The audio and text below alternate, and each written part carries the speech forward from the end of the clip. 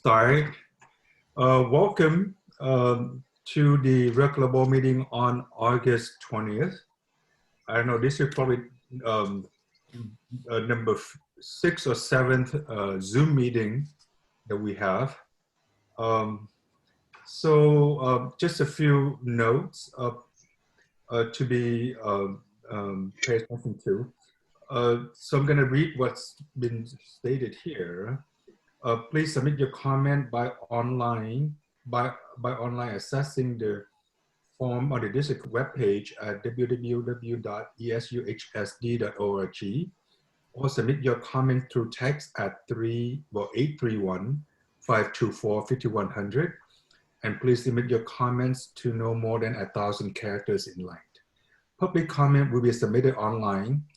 Public comment submitted online will be read into the record. You may also raise your hand in Zoom to request to speak. You will have 2 minutes to speak. All meetings are recorded. All regular and special meetings of the Board of Trustees and board sessions are streamed live on meeting nights and will be available for viewing the day after the meeting by accessing the district YouTube channel. The board is not able to respond to items that are not on the agenda or any personal issues. Your comment will be noted, will be read into the record, will be directed to superintendent or appropriate staff for response. Interpretation in Spanish and Vietnamese can be heard by accessing the link and following instructions shown on the agenda and also listed on the district website. Okay, so. Mr. President, we still have to take roll call? Yes, so let's begin with, let's continue with the roll calls. Thank you, Superintendent. President Nguyen? I, here. Vice President Lay? Here. Don't forget to Clerk Herrera? Here. Member Cortese? Here. Member Chavez? She's present. Okay. All right, great. So I don't see any virtual hand in the Zoom. Associate Superintendent, okay, well, I see one hand now. Ms. Trainer, oh, well, I'm talking, Mr. Trainer, Patrick Trainer, would you like to have your comments to the board now? You have 2 minutes. No comments. Oh, okay. All right. Mr. Vanderzee, do we have any comments submitted via text? There are no written comments from the public. Okay, thank you. So now the board will recess to closed session, and we will come back out when it is completed.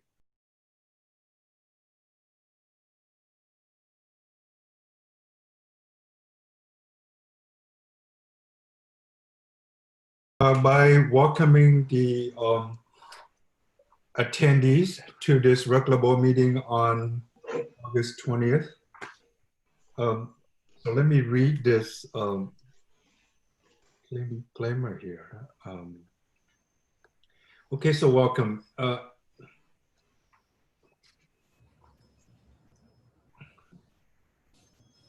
Okay, I have the, for some reason I have old notes, but okay. So please, so to the audience who would like to participate in this meeting with the board, you can submit your comment by accessing the form on the district homepage at www.esuhsd.org, or submit your comment via text at 831-524-5100. Please limit your comments to no more than 1,000 characters in length. Public comments submitted online will be read to the record. You may raise your virtual hand in Zoom to request to speak. You will have 2 minutes to speak. All meetings are recorded. Regular and special board meetings of the Board of Trustees are now streamed live on meeting nights and available for viewing the day after the meeting by accessing the district YouTube website or YouTube channel. The board is not able to respond to items that are not on the agenda or any personnel issues. Your comment will be read into the record and we will redirect it to the superintendent or appropriate staff member for response.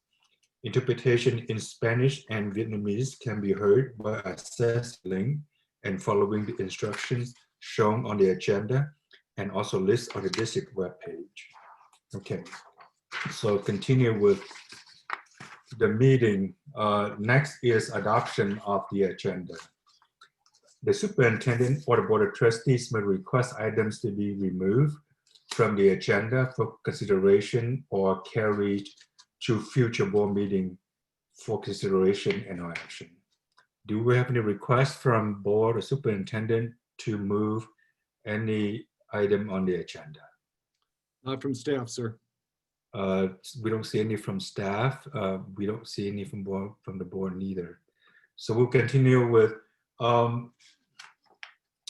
item number 7, student board liaison. We have Bruce Nguyen, representative of the student governing board. Bruce, Mr. Bruce Nguyen, any comments you'd like to make or make the board informed of? Yeah, thank you, Lan. So the Student Governing Board would like to update the board on several developments, many of which are directly tied with student curriculum and equity. In Monday's meeting, we have chosen 2 SGB members for the Instructional Program Committee to represent student opinion on school reopening. In addition, we have also sent 2 SGB members, or I should say 3 SGB members, to the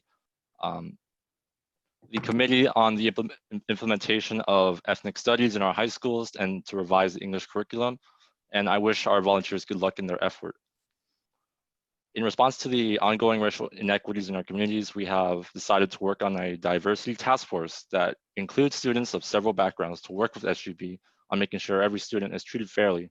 Some of the ideas we have considered were communication channels between SGB and other school activities directors and ASB in order to update each other on progress regarding various stakeholder groups. Finally, I would like to announce the creation of a new community program sponsored by the Student Governing Board and the YWCA to inform students about several issues regarding youth and webinars that explain cyberbullying, sexual assault, dating violence intervention. This program will begin September and lessons will repeat per month as required by the district. And we plan to inform students of this program through emails and through the school websites. And with that, I conclude the update. And one more update I would like to ask the board is whether or not the district will make a decision on how to aid students affected by the wildfires, and they couldn't attend classes today. Do you have any questions or any comments on that? Well, thank you, Bruce, for a very informed update to the board. Board members have any comments or questions for Bruce? I think it's incredible the work you're doing, Bruce, and I'm especially inspired by the diversity task force because I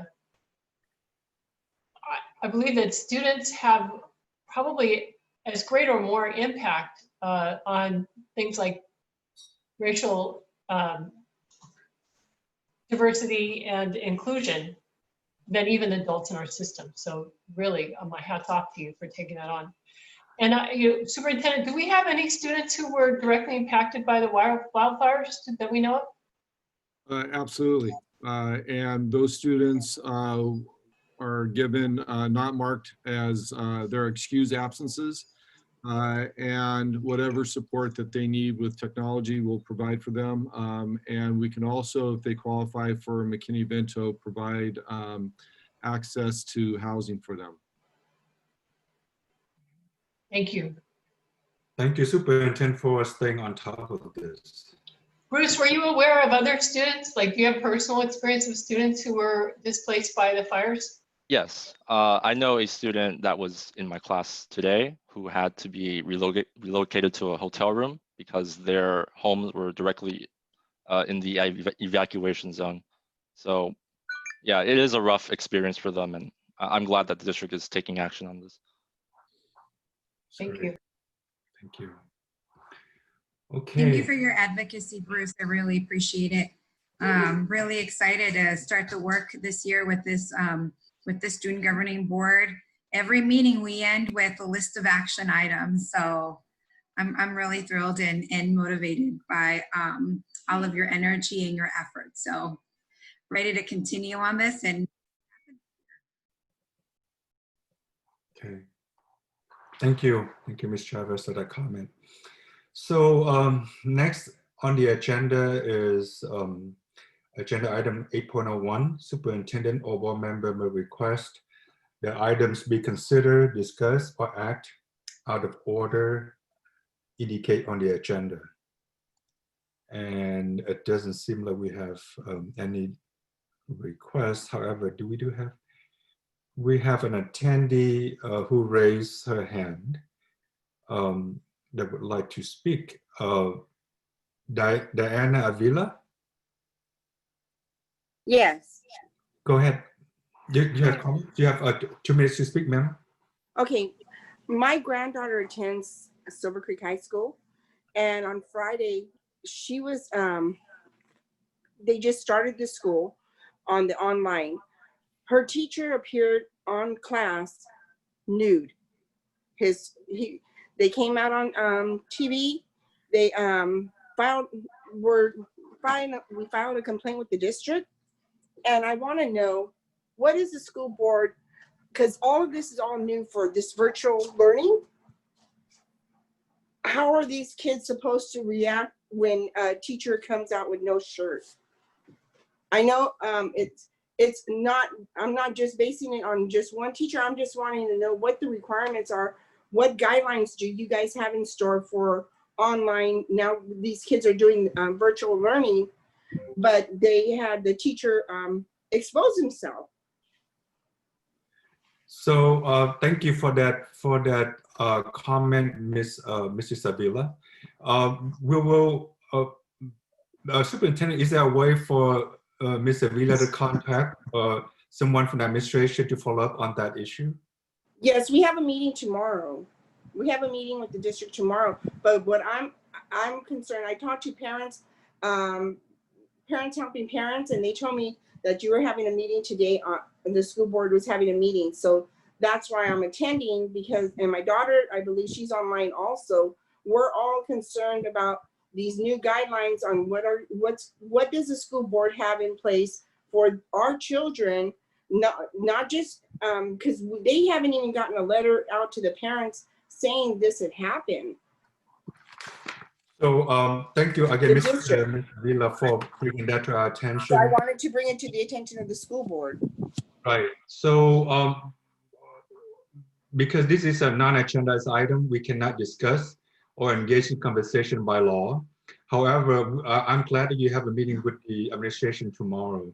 How can I get it on the agenda for your next meeting? This is something that is already tracking in the organization and being responded to at the highest levels. It's not something that the board would need to actually agendize unless something remains unresolved. I believe so. I believe. I'm sorry, Diana. Okay. We have our processes and we're following them. Okay, thank you. Okay, so she's on. Come on. Yeah, we are not really taking any more comment under the agenda. 8.01 is not really for taking comments from the audience or the attendee. The attendees can submit your comments or raise your hand if the issues you're talking to relate to any of the agenda item. If not, you would need to wait into agenda number 10, which is public members who wish to address the board on non-agendized item. That is when you can raise your hand and speak to the board or submit your comments via text. Okay, so agenda 8.02 is the presentation or discussion or action to receive Citizen Bond Oversight Committee's report.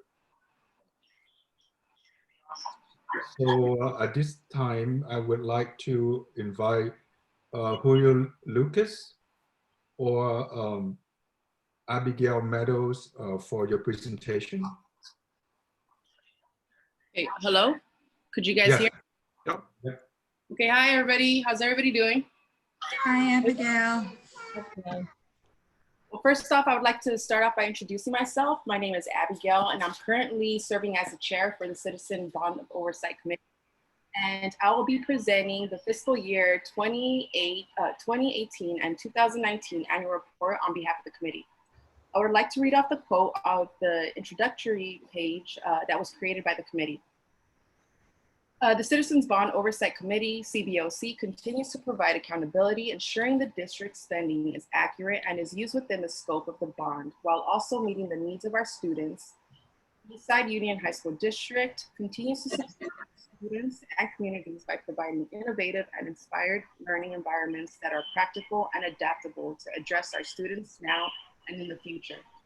The annual report details how our tax dollars are being used to create campus communities where students can successfully learn and grow. All right, let's move on to page 2 and 3. Oh, actually 2 in this case. On page 2, you can learn more about the background of the bond measures for bond measures G, E, I, Tech I, and Z. On page 3, on page 3, you may find the overview of roles and activities of CBOC members. Scroll down. Okay, so that's where I'm at. So now we're going to be moving on to page 4 and 5. So on page 4 and 5 was actually providing an update on the progress and achievements of the technology initiatives. 2019 was an exciting but busy year. With today's rapidly changing technology, Technology Major I was designed to help students stay to place by incorporating the latest 21st century innovations, sorry about that, specifically the Community Wireless Project, which will serve Overfell and YB high schools. Students as well as surrounding residents will benefit from this, which is something similar to what James Lick has. The partnership between Eastside Union High School District and the City of San Jose will leverage our school resources in order to provide wireless internet access to the Eastside families. Work has begun on the project and the network is expected to be live in the fall of 2020. So now we're gonna be moving on to page 6 and 7. Okay, so page 6 and 7 provides a description of bond projects currently in design or in construction across the district. Page 6 has some of the bond projects currently under construction / design.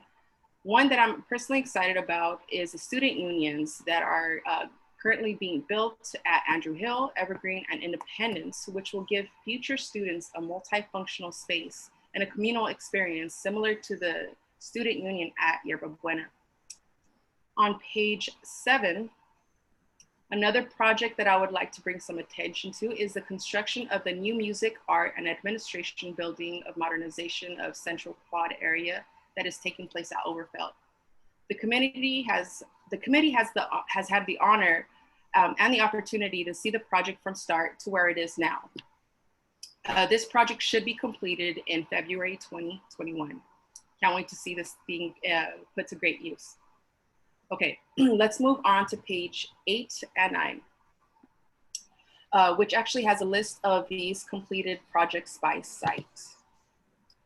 Okay, so that are actually funded by the bond measures. They're actually sorted by sites, and as of this last year, there hasn't been any completed projects for 2019, as many are still under construction. Okay, let's move on to page 10. Page 10 is more based on your community at work, how the project of our school sites are selected for funding. This page also has a list of members as of June 2020 who are responsible for producing this report.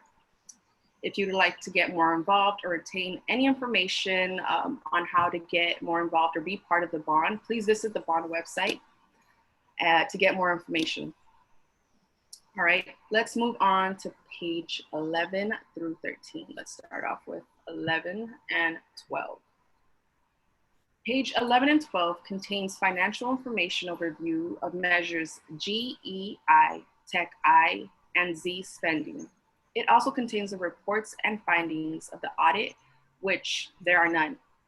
What the audit report shows is that we are in full compliance of the requirements of Article 13A, Section 1B3 of the California Constitution. All right, let's move to page 13. Page 13 is a simple tax bill and tax rate for voters to basically get a calculation for the contributions to these bonds. It serves as a sample.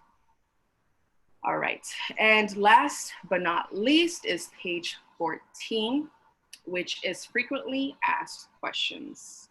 And they're just basically general questions that individuals tend to have about bonds or the CBOC, and they're more than welcome to actually obtain this. If they want to find more information, just visit the website or just call the district, whatever's easiest to know and learn more about this. So with that, I wrap up this annual report.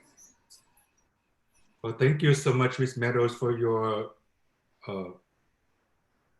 probably, it looks like it's a lot of work with all the oversight committee members amid COVID-19. Everybody is stuck at home working at home, working from home, and you and other board committee members have dedicated so much time to it. Really appreciate what you put together here. Very informative.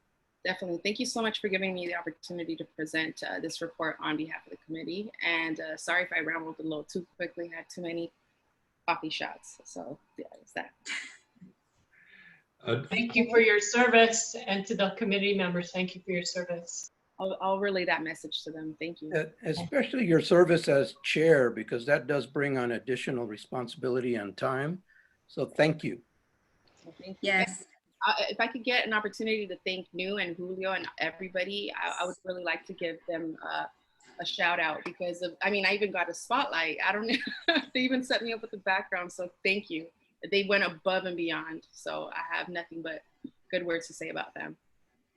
Well, Abigail, I'd like to say a few words is thank you for your work, your commitment. And I know that Chair Lorena and we work with you, interview the new board member.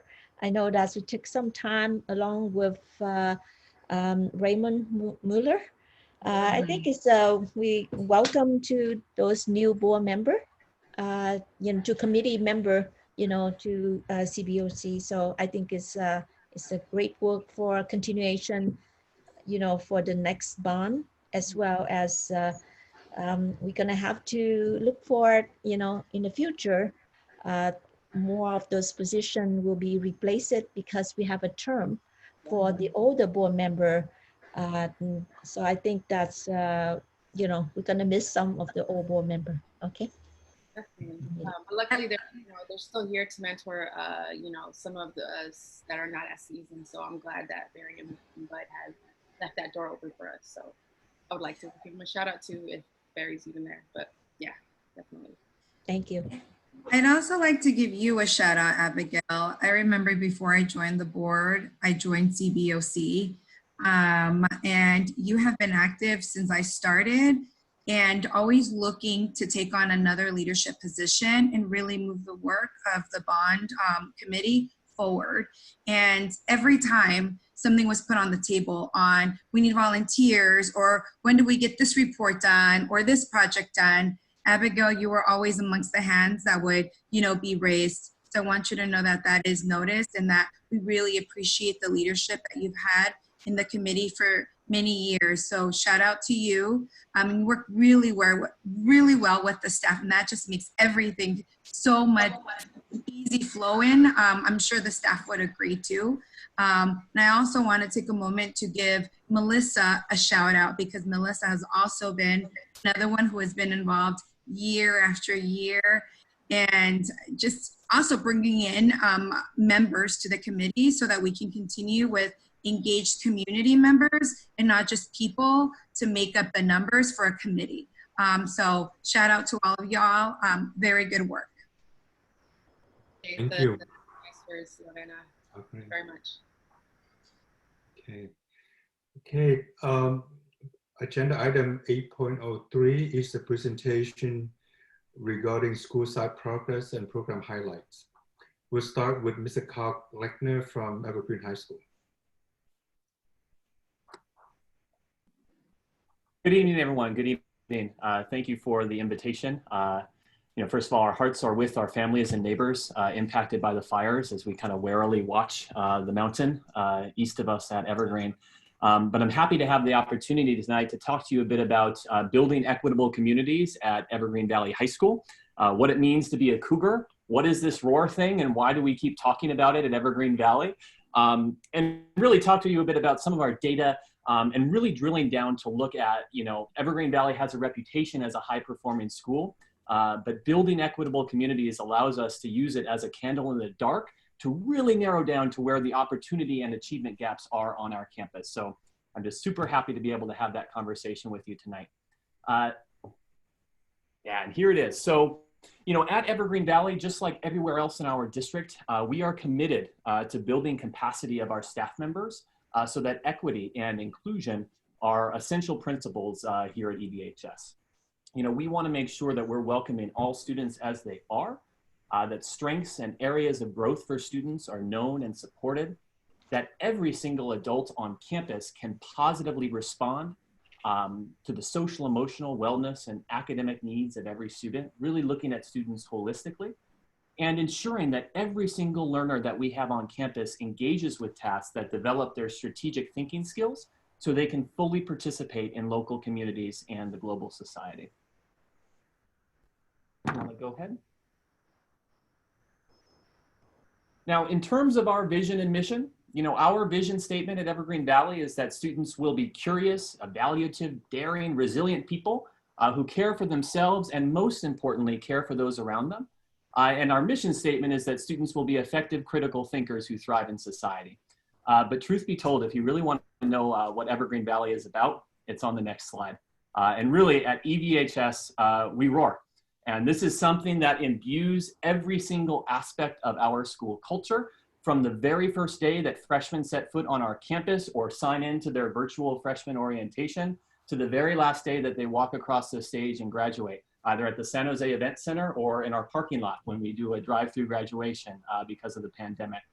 It really imbues everything that we do here at Evergreen Valley and every single part of our messaging as well.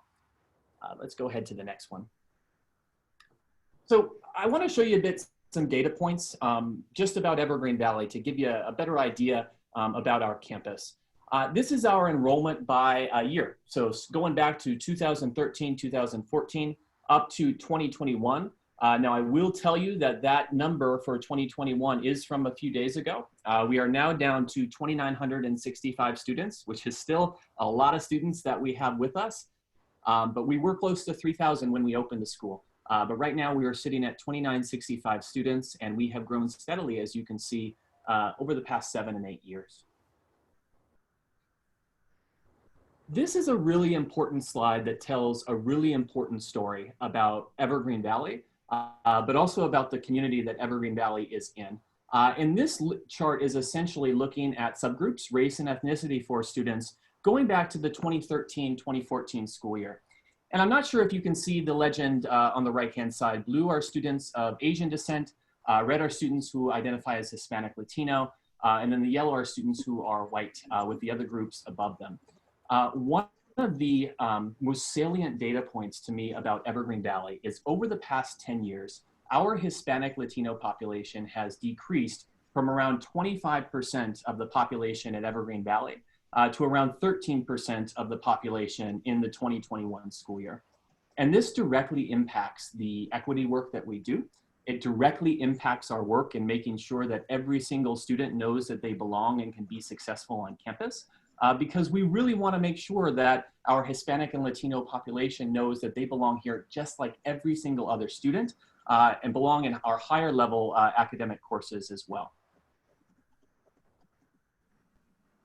So in looking at Evergreen Valley subgroups and our enrollment, one of the things that I am constantly hammering home with our staff, I'm constantly hammering home with our community, is that Evergreen Valley is not that reputation that you hear about of only a high achieving school, that everyone is affluent and students can just coast and do well.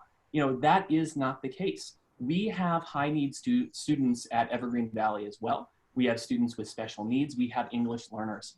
And you know, part of our equity initiative is welcoming every single solitary student as they are. And that includes students who need additional services and need additional supports. So at Evergreen Valley, around 5% of our student body are English language learners. We have this year 2 students who are foster youth, 11 students who currently classify under the McKinney-Vento program as homeless youth, 1 student as part of Migrant Ed. Around 5% or so of our population has an IEP. Around 2% has a 504 plan. And really it's that last data point that I really want to hammer home and remind everyone about. You know, Evergreen Valley High School, we are not above 30% when it comes to socioeconomically disadvantaged or, you know, free and reduced lunch. We're at around 17%. And that may sound small if you're not thinking about what that data means, but 17% is a number that applies to students. And at Evergreen Valley, 17% of 2,965 is a lot of students. And we need to make sure that when we are talking to staff and when we are planning initiatives and when we are messaging to our community, we don't forget that we have 500 students, more than 500 students who really need that extra support. We owe it to them to remember them and to make sure that we close every single last opportunity gap that we have on campus so that they can have an outstanding education like every single other student in our district. I have a question. Yes. What is your definition, your working definition of socioeconomically disadvantaged? Is it automatically by race and ethnicity, or is there some other factor that determines who's in that category? Yeah, so that's data that we've taken from the state's database from DataQuest. I'm not exactly sure. I think it may have to do with free and reduced lunch or some other demographic, but it has to do specifically with income, not with race and ethnicity. Okay, all right, thank you. It's connected with the free and reduced lunch as well as education, parental level of education. Perfect, thank you, Ms. Marquez. All right, let's go ahead to the next one. I'm sorry, I didn't catch the very last thing that Ms. Marquez said, something about education. Yes, it's connected to our parents' level of education as well that would qualify a student under socioeconomically disadvantaged. So if the parent does not have, for example, a high school diploma or a college degree? Correct. Okay, all right, thank you. So one of the special programs that we have at Evergreen Valley that I want to highlight is our Computer Science Academy. And it's a bit younger. Evergreen Valley is a young school. We've been around since 2002, and the Computer Science Academy is really young. Really only been around since the 17-18 school year. And our Computer Science Academy is a cohorted pathway where students take career technical education courses around computer science. And you can see the course sequence there, really focused on students who are interested in programming, interested in computer science, also has an experiential learning opportunity as well, where students can get internships with outside companies. And there are around just shy of 300 students who are enrolled in our computer science program at Evergreen. It is incredibly popular. But I want to note a special goal that we have around the Computer Science Academy. You may be aware that computer science in general will skew heavily male, and a lot of times will skew heavily towards white males. And one of our goals at Evergreen Valley is to diversify our Computer Science Academy to make sure that we are proportional to our enrollment. And so you can see for our 9th grade cohort this year that's entering, around 42.5% of students coming in 9th grade as part of the Computer Science Academy are girls, and around 12.5% are underrepresented student groups, Hispanic Latino students, African American students, students who identify as 2 or more races. And we've increased that since last year around 10%.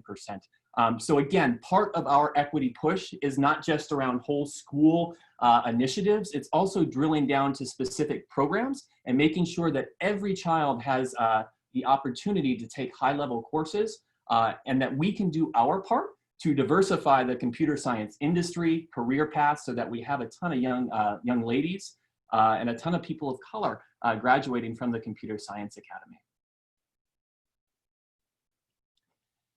So I want to talk a bit about some of our data, and I really want to drill down and look at the subgroup data.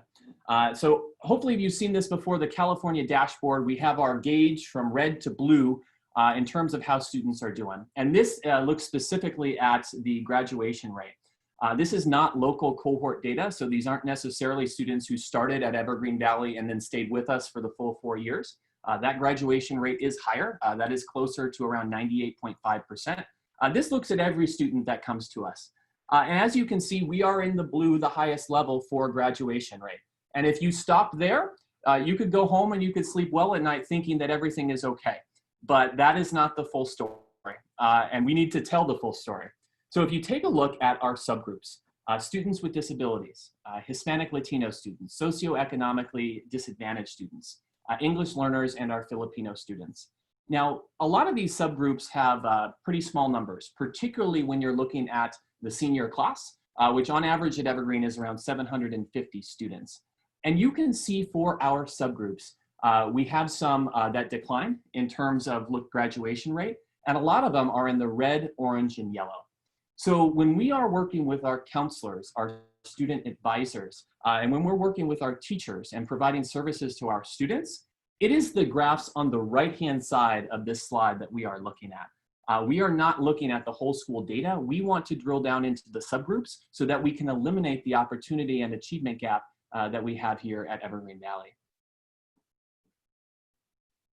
So looking at college and career readiness, again from the dashboard, Evergreen Valley High School has a quite high A through G completion rate. Students graduating, ready to go to a UC or CSU school. And it's been ticking upward over the last several years.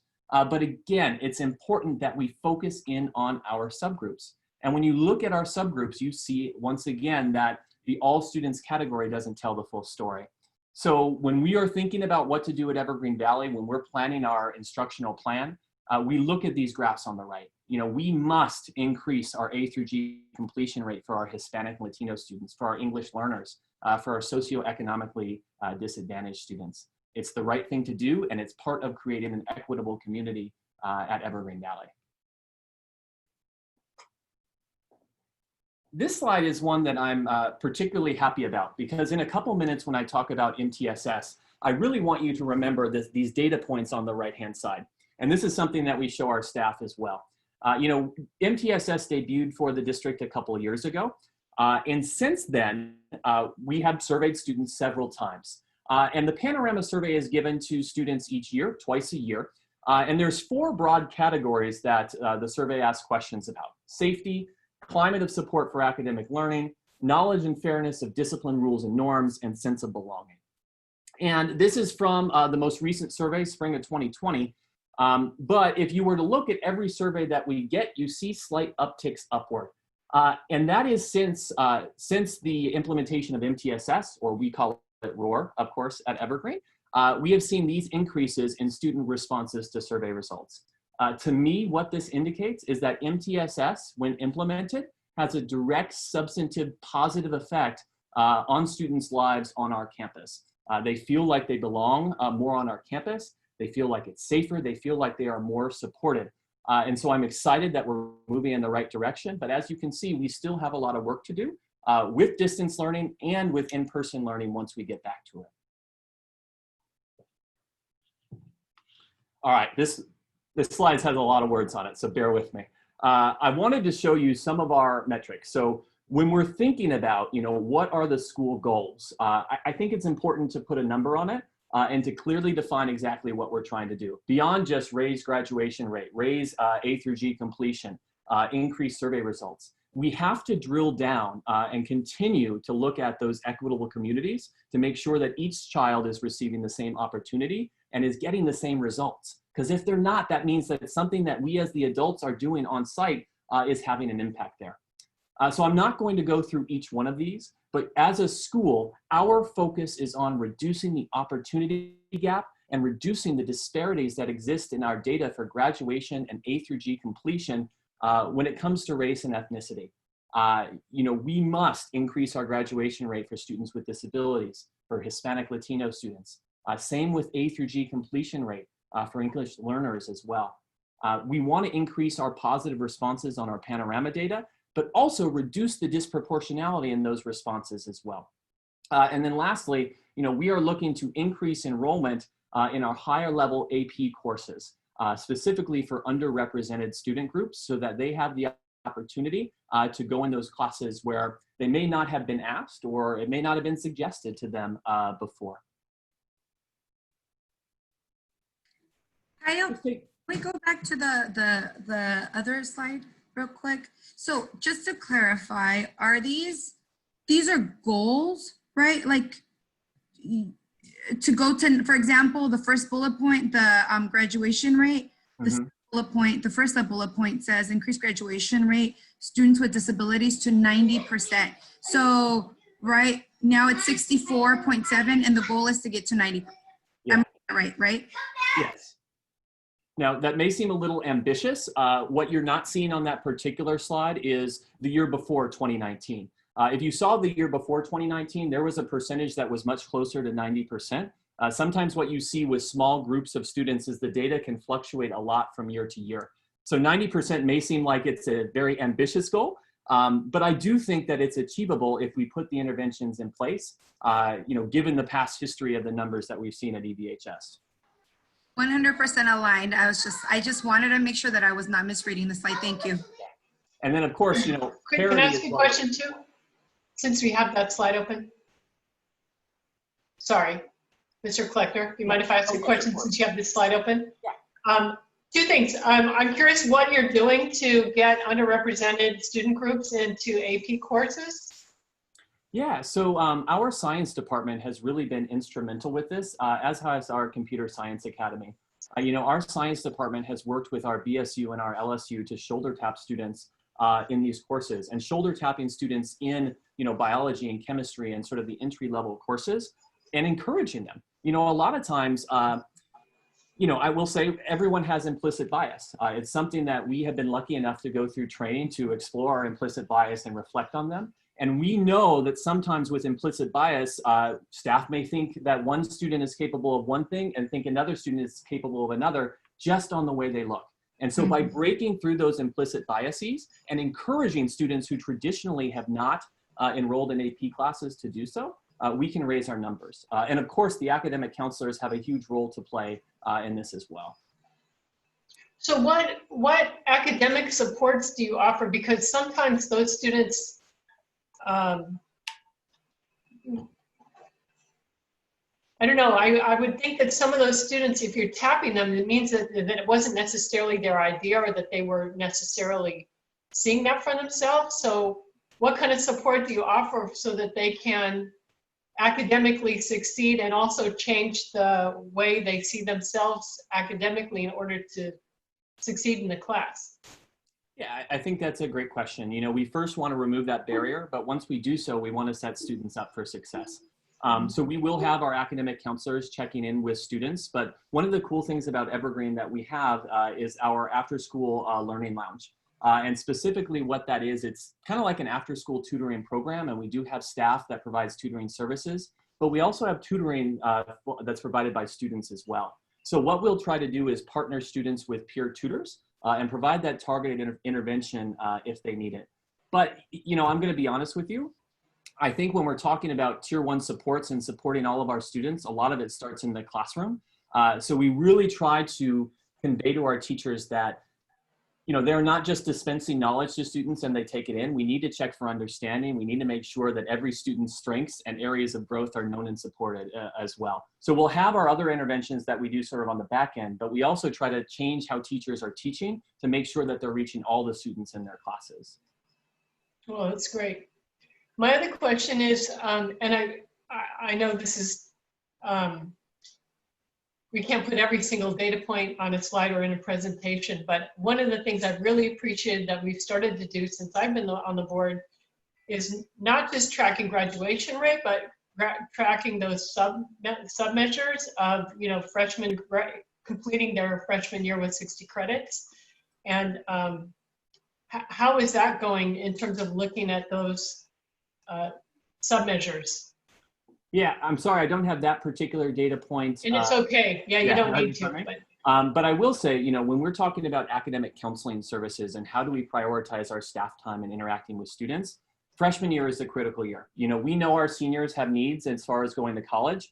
Freshman is the make or break year. And so we really try to focus all of our attention for academic counseling, for tutoring services, for intervention front load that onto freshman year. I truly believe that if we can hook freshmen, get them connected, get them the supports that they need for that 1 year, you know, the research shows that they will be more successful moving forward. So that's what we kind of do through academic counseling, through our learning lounge, and with our 9th grade teachers as well. Great, thank you. All right, so these are Evergreen's WASP goals. You know, our last WASP visit was in 2018, 2019. We did get a 6-year renewal with a 1-day mid-cycle visit that's next school year. And this is what we're sort of working on in normal times. You know, we're making the transition to distance learning just like everyone else. But we want our staff to develop and refine standards-based grading aligned across the subjects, implement restorative practices to decrease disproportionality in adult responses to student behavior. You know, one of the data points I didn't include, and I want to mention it, and the only reason I didn't include it is because we're on distance learning. We do have disproportionalities in our behavior referrals and in our suspensions as well. So do not think that that's something that we're not aware of and we're not focusing on. It's just something that's not as salient right now through distance learning, but it absolutely is a priority for us. Increasing opportunities for students to have a voice on campus, implementing and structuring professional learning communities. And the WASP committee actually wanted us to expand our academic counseling office, which I was so happy that you know, the district supported us by providing more academic counselors after that visit. So we do have 7 academic counselors on site. All right, let's talk a bit about MTSS. So I kind of teased this earlier with ROAR and with the Panorama data. But really, the cool thing about MTSS is that it dovetails nicely with our push towards equitable communities and creates the framework and the structure for it. You know, MTSS ensures that all students, struggling students, as well as our high flyer, high achiever students, are held to high academic and behavioral standards, that we monitor the progress of students, and that we use that data to actually make decisions on how to change things. And that we use the framework to organize our practices and unify them to support student outcomes. So we are in cohort 1 for MTSS, meaning that we started back in 2018. Now, Evergreen's a little unique because for several years, we were also very involved with PBIS, Positive Behavior Interventions and Support. That's actually the origin story for ROAR way back in 2015, stemmed from the district support for Evergreen's PBIS initiatives. And that has really fed well into MTSS. And we have an amazing team of around 15 teachers and staff members, including student voice included, that organizes our ROAR initiative on campus. This is our theory of action for MTSS. It's a little verbose, you know, it's one of those things that's put together by a committee and you kind of want to make it just right and include all points of view. But the Tier 1 theory of action, really looking at the whole school, think of it essentially as wanting to make sure every student feels like they belong and can be successful on campus. And you do that by increasing the personal connection of staff and of students together to collaborate to build a community of trust. Now, as far as Tier 2, when we're looking at groups of students, again, that community of trust goes through, but we're also sort of reframing what it means to be successful at Evergreen Valley. A student is not successful at Evergreen Valley if they get into an Ivy League school. Like, that is not the measure of success, that if you don't get into an Ivy League school, that somehow you are not successful. I'm gonna be honest, unfortunately, there are some in our community that's kind of the lens at which they view success. And that's not necessarily the case. Students are successful if they graduate ready for college and career, whether that's a UC school, a CSU school, a community college. We need to be proud of all of our students and all of our accomplishments as well when they graduate high school. And so that's part of our Tier 2 reframing, making sure that we calibrate success properly and celebrate every student's success. All right, now as far as what MTSS looks like at Evergreen, that's really what ROAR looks like at Evergreen, if I'm telling the truth. So ROAR essentially are shared expectations for all stakeholders in every context and every situation. They apply to everyone from the principal to teachers to students to people walking onto campus. We really want to exemplify ROAR. We reinforce this with freshmen from the very first day of freshman orientation, where over 95% of our freshmen come. Teachers reinforce it in school-wide lessons at the beginning of the school year. And our ASB and student leadership is fantastic and reinforces this with events throughout the school year. Student-led events, things like because I said I would, where students talk about, being kind and fulfilling your word because you said you would. There are just a myriad of different events that grow out from ROAR. ROAR and MTSS at Evergreen also means social emotional learning and providing professional development for our staff to implement these strategies on our campus. We do that by modeling these strategies in our professional development that we provide to our teachers. We keep the ask of our staff manageable. Let's try one strategy at a time. We're not going to overwhelm, but let's try one at a time over the course of 3 to 4 weeks and provide a Cougar support buddy, another teacher to partner with where you can reflect and make sure that it's going okay. We have a focus of increasing the ratio of positive to negative interactions on campus. When you have more positive interactions on campus, that increases student connection and increases academic achievement. And we really want to amplify and celebrate student successes, particularly for our underrepresented groups. And then lastly, advisory lessons. So this year we do have advisory built into our distance learning schedule. We had special schedules with school-wide lessons before, and these are where we really focus on social emotional learning with students. We focus on equity. Some of the topics involve kindness, fixed versus growth mindset, having civil discourse, implicit biases, and microaggressions. So a myriad of topics that we put together to try to make well-rounded Cougars. So in terms of next steps, when it comes to MTSS and ROAR at Evergreen, I'm kind of looking this through the short-term lens and through the now/long-term lens. It is essential that we build a bridge to a post-COVID world that our traditions and our rituals live on. So we are trying to convert everything that we possibly can to a virtual experience to keep our kids connected to school. The new advisory period, we're calling it ROAR on Wednesdays, is going to be focused on social emotional learning, relationship building, and again, maintaining connection so that every single child is connected to a teacher on campus every day of the week. Continuing to build staff capacity with social emotional learning, continuing our targeted supports and relaunching our Learning Lounge. And then in the long term, and of course right now, working to address the opportunity gaps and the disproportionalities in graduation and A through G rates in other areas of campus, diversifying our upper level course enrollment, amplifying and celebrating student voice on campus for underrepresented groups, and giving students a seat at the table for how things work on campus. And then again, tier 2, really focusing on targeted support for student groups, ongoing interventions, and again, the classroom is the most important part, those tier 1 work. And then my last slide, I think, is talking about supports. And in terms of supports needed, Evergreen Valley is a big school. We have almost 3,000 students now. I have been so happy with the district's support of our enrollment growth. Modifying the old child care center on campus to create a brand new science lab. And then coming up in just a couple weeks, we're going to have a brand new special education science classroom where for the first time in recent memory at Evergreen Valley, our special education science classes will actually take place in a science lab.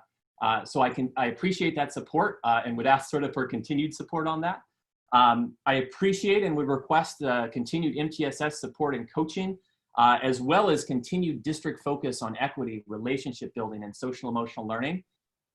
And then just remember, like we talked about at the data at beginning, I know Evergreen Valley's reputation in the community, that does not tell the full story. We have hundreds and hundreds of students in need here that and I'm going to be honest, I focus on a lot. And so we're not a Title I school. We don't get Title I funds. And so I appreciate the support that we do get to make sure that every single student knows they belong and can be successful at Evergreen. So thank you. Ms. Cortese? Thank you. Thank you so much for the presentation. And I really appreciated hearing all the ways that you involve students in decision-making roles. I think that's critical and really important. On the previous slide, you said one of the goals of your Roaring Wednesdays is to make sure that every student is connected to an adult on campus. And I'm just curious how that's a laudable goal. And I'm just curious if there's a way that you actually can track that to make sure that there aren't students who fall through the cracks and don't have any adult support or connection. Yeah.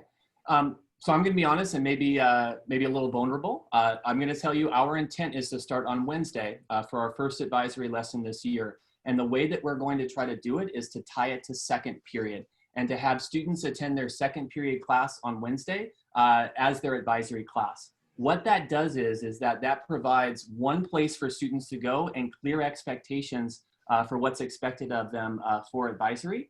And then you get every student with their second period teacher creates a type of a homeroom. And then our intent is to use the new engagement tool that's going to be coming out. We have an attendance that we're tracking this year, but we're also tracking engagement. We want to use that engagement tool to track advisory. Our hope is by tying students to their second period teacher and developing that small classroom sort of community, that will help keep students connected and engaged on campus.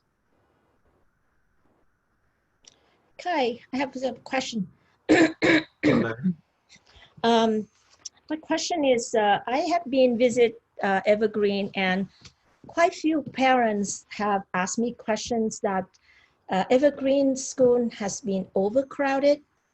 And it's this every time that parents drop off students, and even though that when the first day of school, they don't have enough space or facility to accommodate all the students, and especially that for your presentation that the number of the enrollment for student has been increasing, so much. So that is the first question, how would you handle that?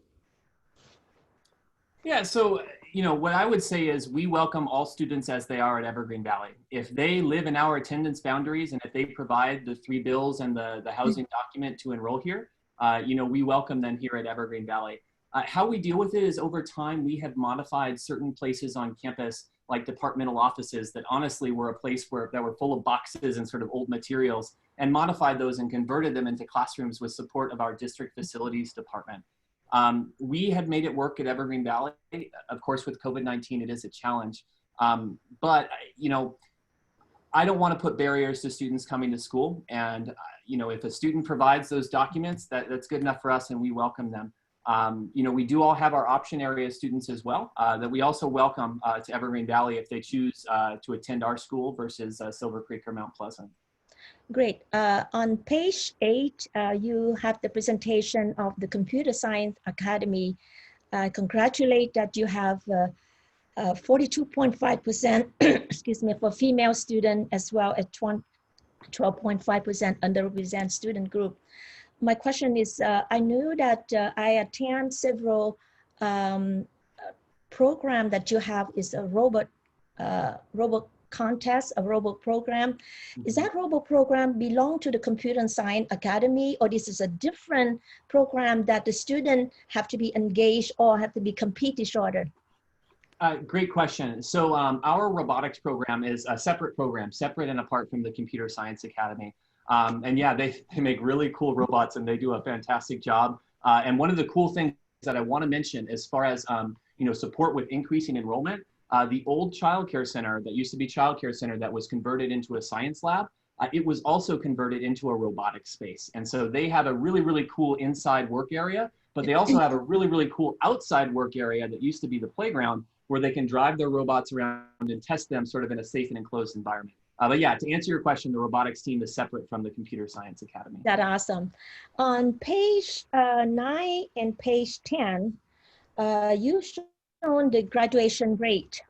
For English learners, is maintained minus 0.8%, but for Hispanic, it's a decline 6.1%. On the college career ready, the decline on the English learner is 4.6%, and Hispanic is maintained minus 0.5%. I was wondering, how this data will impact, because on the one side, you have no decline on the graduation, but on the other slide that you have the decline percentage on the English learner, vice versa with Hispanic group. So could you explain that for me? Sure. Without drilling down into the data sort of really on a small level, I believe the differences has to do with sort of the threshold. So for graduation, if you pass a class with AD, you will be able to pass your courses and get credit and to graduate from high school. But you need a C or better in specific courses for college and career readiness. And sometimes that C versus a D can pose a real barrier for being college and career ready. And so I believe that's where that discrepancy and that difference in the data comes from. All right, so good. Was my last question. Everybody said yes, Evergreen is a high performance school, despite that we have a lot of percentage of Asian students. But I want to see how the low performance group feel about working or being together with the high performance student group. Would they feel they have more competition, or would they feel more intimidated? I mean, did you have some kind of feeling about these two groups will make up in your school? Yeah, so, you know, when we think about wanting students to feel like they belong and be successful at Evergreen Valley High School, it's important that we try to create a school culture where everyone feels like they belong. And that if someone wants to be in 4 or 5 AP classes, that is amazing and we will support you. But if someone wants to be in general ed classes, you know, that's amazing and we want to support you as well. I will say that we do have our Hispanic Latino population, our African-American students have reported to us, you know, in our surveys and personally, that sometimes they feel like sort of separate and apart and not necessarily seen or heard on campus, kind of by students or sometimes staff members, which honestly is heartbreaking. And that's something that we really need to focus on and to address. And that's when we were talking about our MTSS work, about reshifting the lens that we view success through. You know, that's really important for us to do. And it's one of my pet peeves, to be honest. I sometimes get asked by parents, you know, how many students did you have go to Ivy League schools this year? You know, that will determine how successful Evergreen is. No. You know, that's great. We're very proud of our students that go to Ivy League schools, but we're also proud of our students that go to CSU schools, to UC schools, to private schools, to community college, or straight into careers as well. And so we need to make sure that we communicate to all of our students that they're valued here, they're welcome here, and that we support them. But I think you have a point. That is the case that many of our students feel that way on campus. So board, I would just remind you to move on. Yes. We've been way over scheduled time for this particular agenda. All right, good job. Thank you. All right. So I see that Ms. Chavez raised your hand in Zoom. Do you have a quick question or comment you want to make, Ms. Chavez? Yeah, Kyle, can I just say thank you for your work? I really appreciate everything that you've done. This presentation, I mean, when we thought about these presentations, it was to really understand each school and how they're different and unique within our district's data, to showcase your highlights and the areas that you would like to see grow and change. And that was very clear. It was a very thorough presentation. And it's very clear to me that you're connecting the dots and figuring out how to connect the goals so that both in the long term and in the short term, our students are moving forward, whether it's a school as a whole or whether it's subgroups. And I can tell that you're like, you know, we have this reputation of, you know, being the high performing, but look at these students, right? Like they matter, and I work day in and day out for them. So I just wanted to say thank you, because it's easy to say, well, you know, I can just cover it up and say my school as a whole is doing well and that's it, right? But no, instead you choose to really hone in and do work with them purposefully. And let me tell you, I've seen in different spaces that student voice, students from Evergreen representing, and the work that you're doing is showing that through them, right? So know that your work does not go unnoticed. And I appreciate your thoughtfulness in everything that you do. So just can't say thank you enough. All right, thank you, Kyle. Next presentation is from YB High School, Mary. Good evening.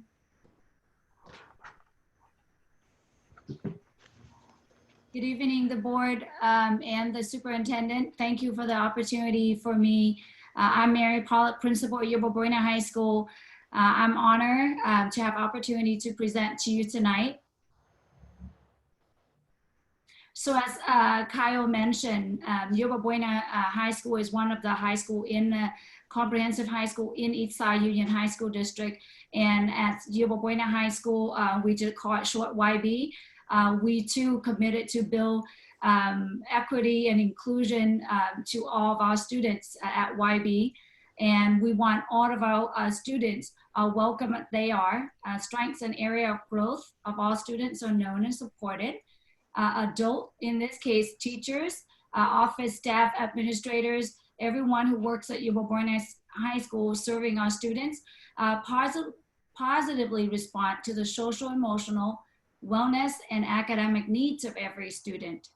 And all students engaged with tasks that develop the strategic thinking skills for full participation in their local communities and global society.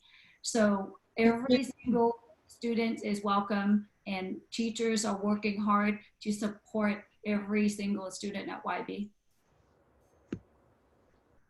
So in this slide, I have 3 years worth of YB enrollments.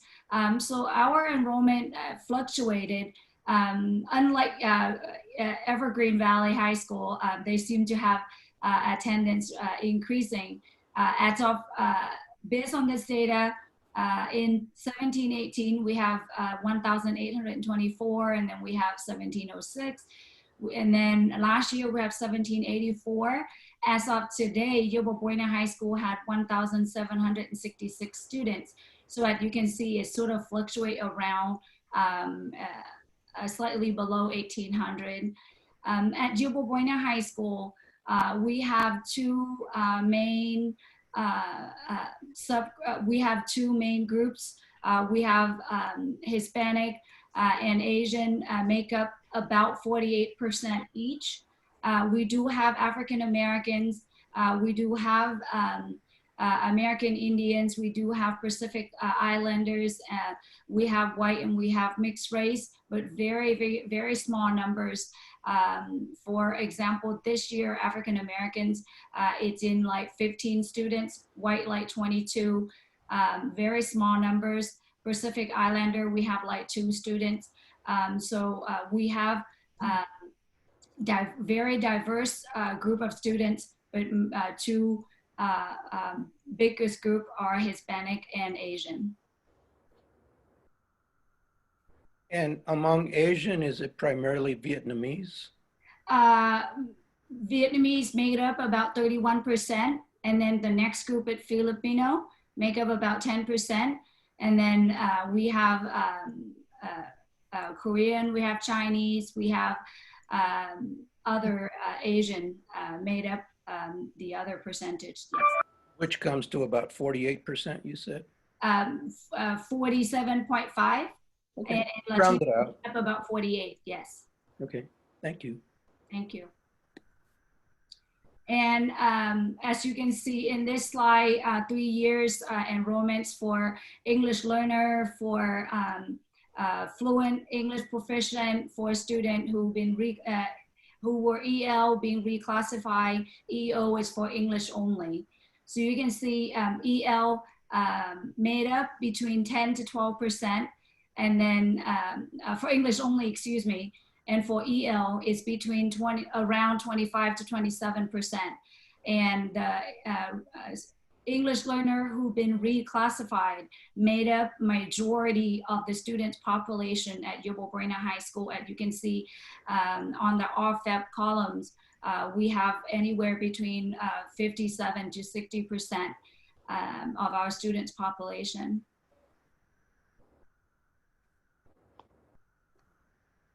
And in this slides are students enrollment in special needs and some focused programs that we have at Yerba Buena High School. We have College Connection Academy. This is, we abbreviated CCA, made up about anywhere between 13 to 21%. And then we have 2 pathway. We have engineering and construction. We had very, very successful engineering. The reason I say we had is last year, the engineering teachers, Mr. Asuna, becomes associate principal. And so we we couldn't find any teachers to replace him. So the student did not have opportunity to continue engineering last year. And throughout the summer, we couldn't find a replacement either. So the programs is right now is being halted. Construction pathway is a lot smaller.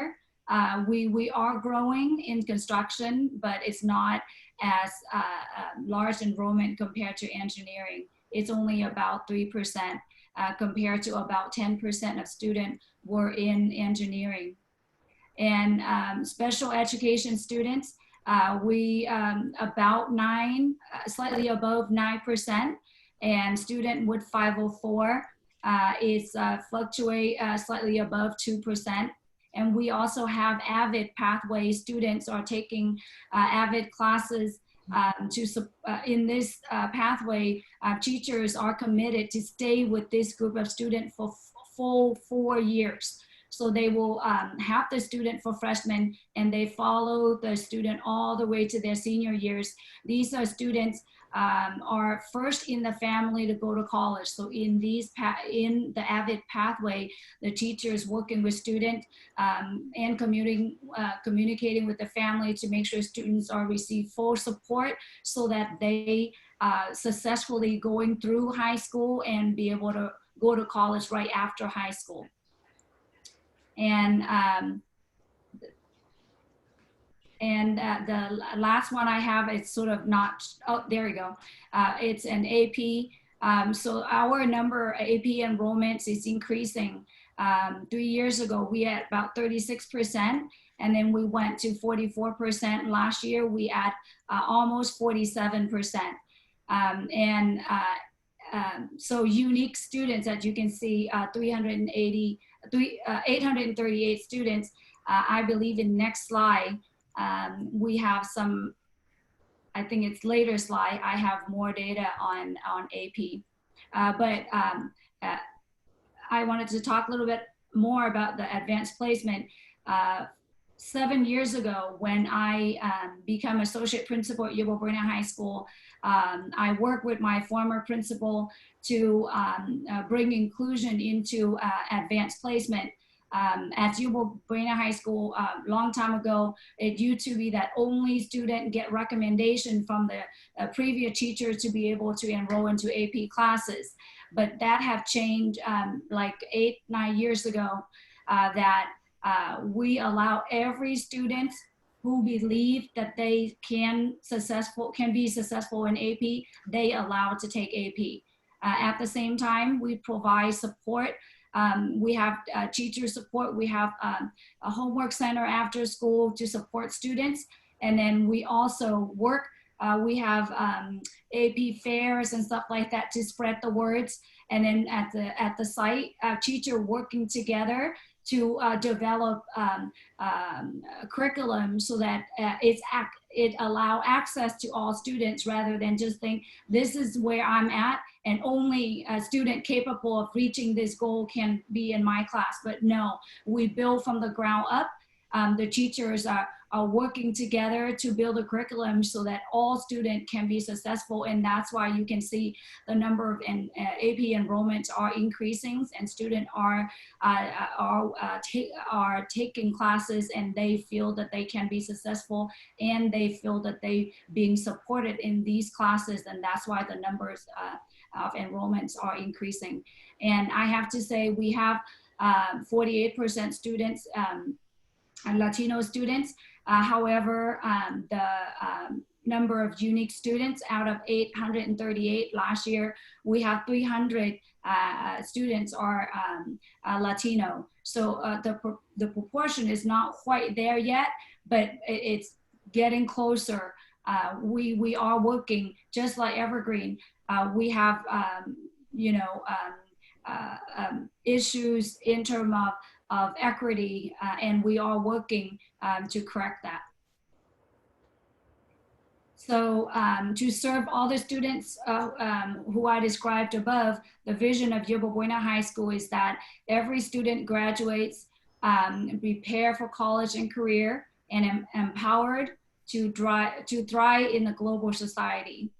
And our mission is to create safe, dynamic, and relevant learning environments that inspire critical thinking, problem solving, and innovation. And here's YB Pride. So we have Pride for problem solvers, R for resourceful collaborator, I for innovative thinkers, D dedicated global citizen, and E effective communicators. And this is one of our goals that I will address later in the school goals in a few slides. So as I mentioned earlier, AP courses is one of our highlights. We're proud of our YB students. Unfortunately, we are not known to be high performance high school like Evergreen that Kyle just presented, but we are working every single day to serve every single student who come to YB, and we welcome every single one of them. And in this slide that I mentioned earlier, I wanted to show the last column that we have Hispanic student include in the AP placement. We still have issues that Hispanic student made up about 48%, but number of unique students still slightly underrepresented. And like I said, we are working to make sure that students, Hispanic student and any other underrepresented group will be included. So for Mary, this summer. Mary, board member Chavez, I think she has a question she want to ask. Oh, sure. Oh, I just put my hand up earlier, so I wouldn't. Oh, you had it up? I could, okay, well. Okay. I could ask it right now or later, whatever you prefer, Mary. May I finish my thought on here? And then, of course, yes. Okay. You tell me. All right, thank you. So I was saying that this past summer, we work, our administrative team working with two math teachers to build an AP pathway for Latino students. I know that this is one of our highlights in AP, but at the same time, it's also one of our area of growth that Latino students are underrepresented in AP. And so last summer, we worked with two math teachers who are working with a group of students.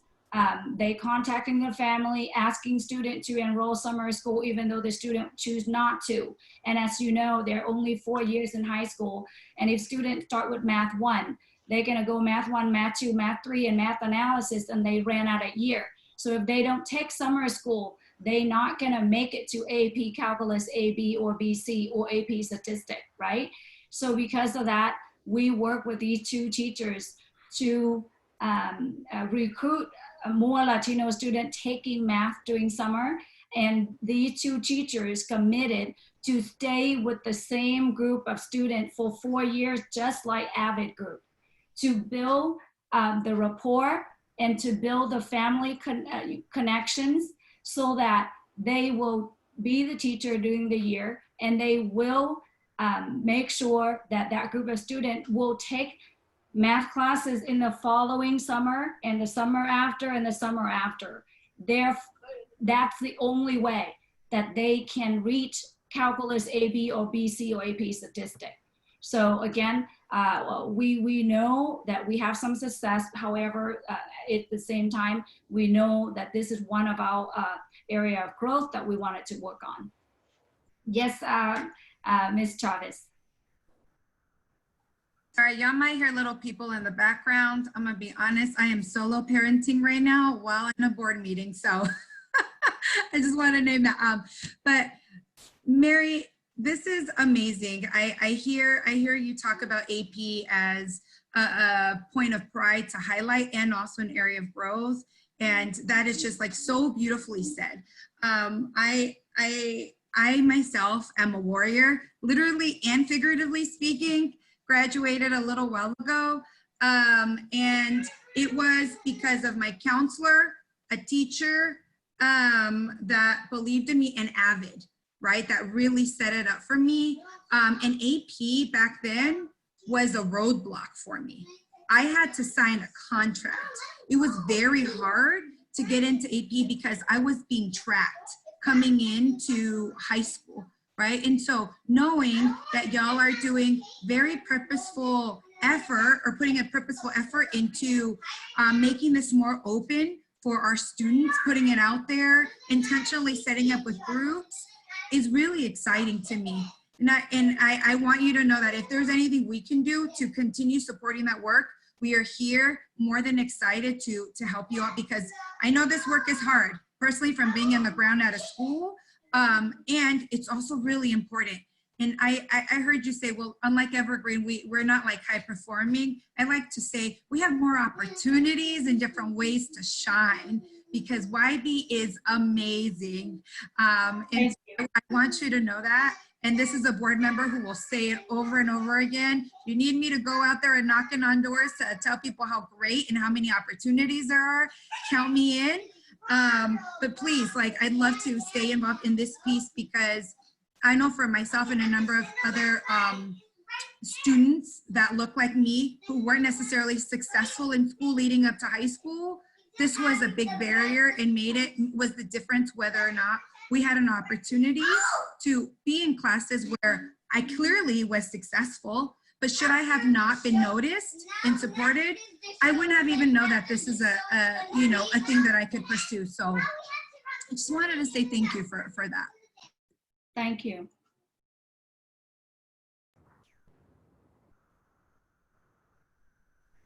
And in this slide is another highlight at Ywca High School is CCA, College Connection Academy. This is one of the pathway. It made up about 25% of YB enrollment. And in this YB enrollment, it's actually perfectly proportional to the YB student demographic. So it's about 50-50 Asian and 50% Latino. So it very aligned. And in this particular pathway, graduation rate is 100%. In the past, I have to say at least 5 years that I was at YB.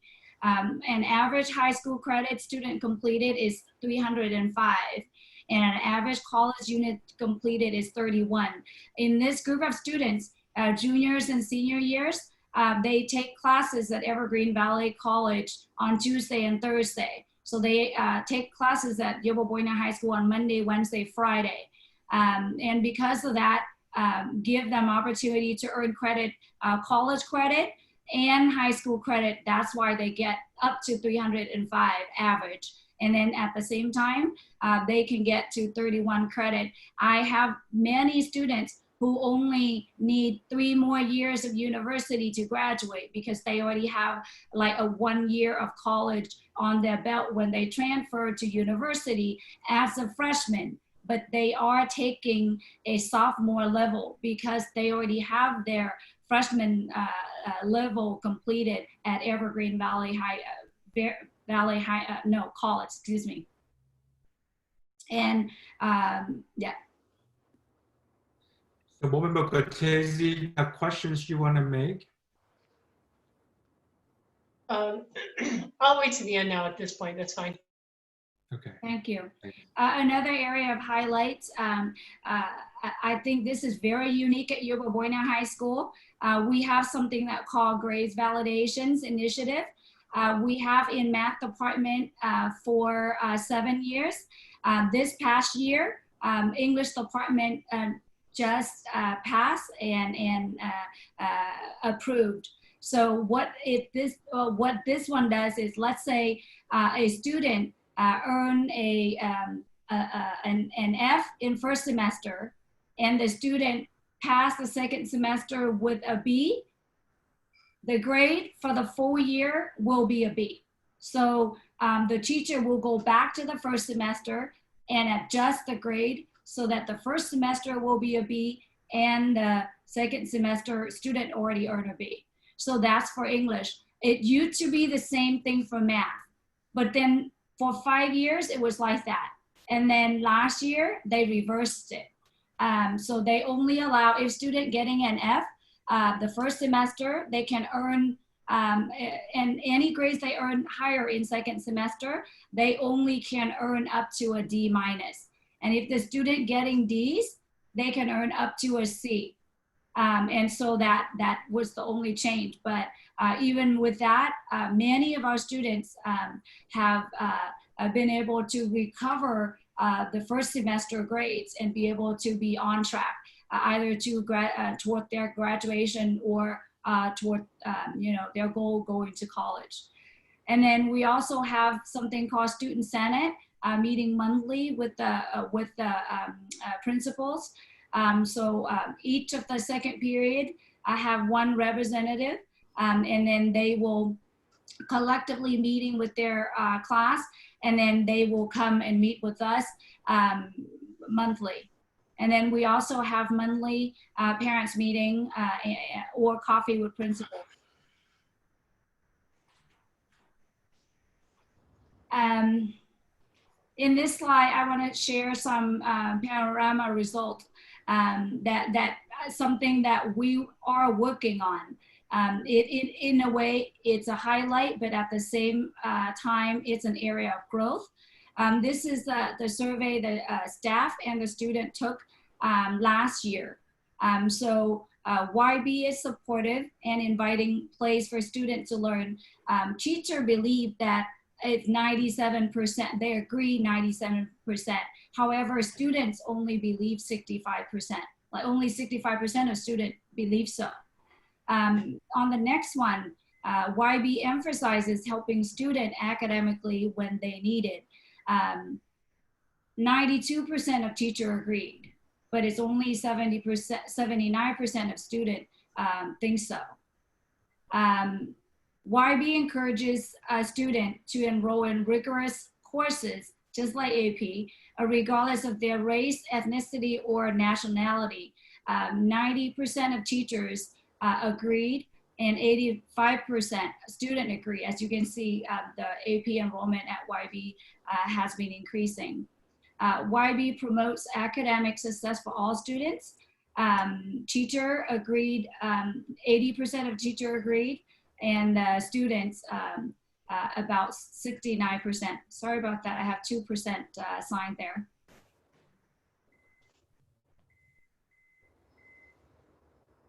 Ywca Buena High School is cohort 2. That means we just started MTSS last year.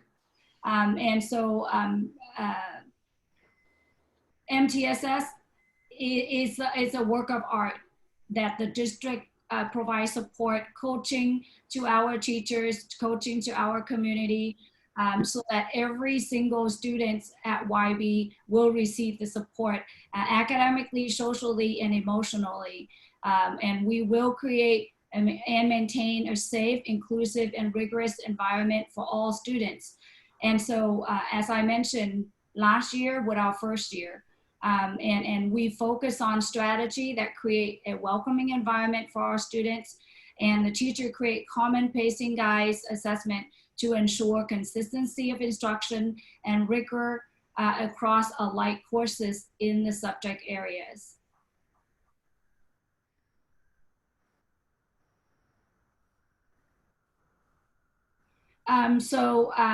This is the Wasp recommendation for Ywca Buena High School.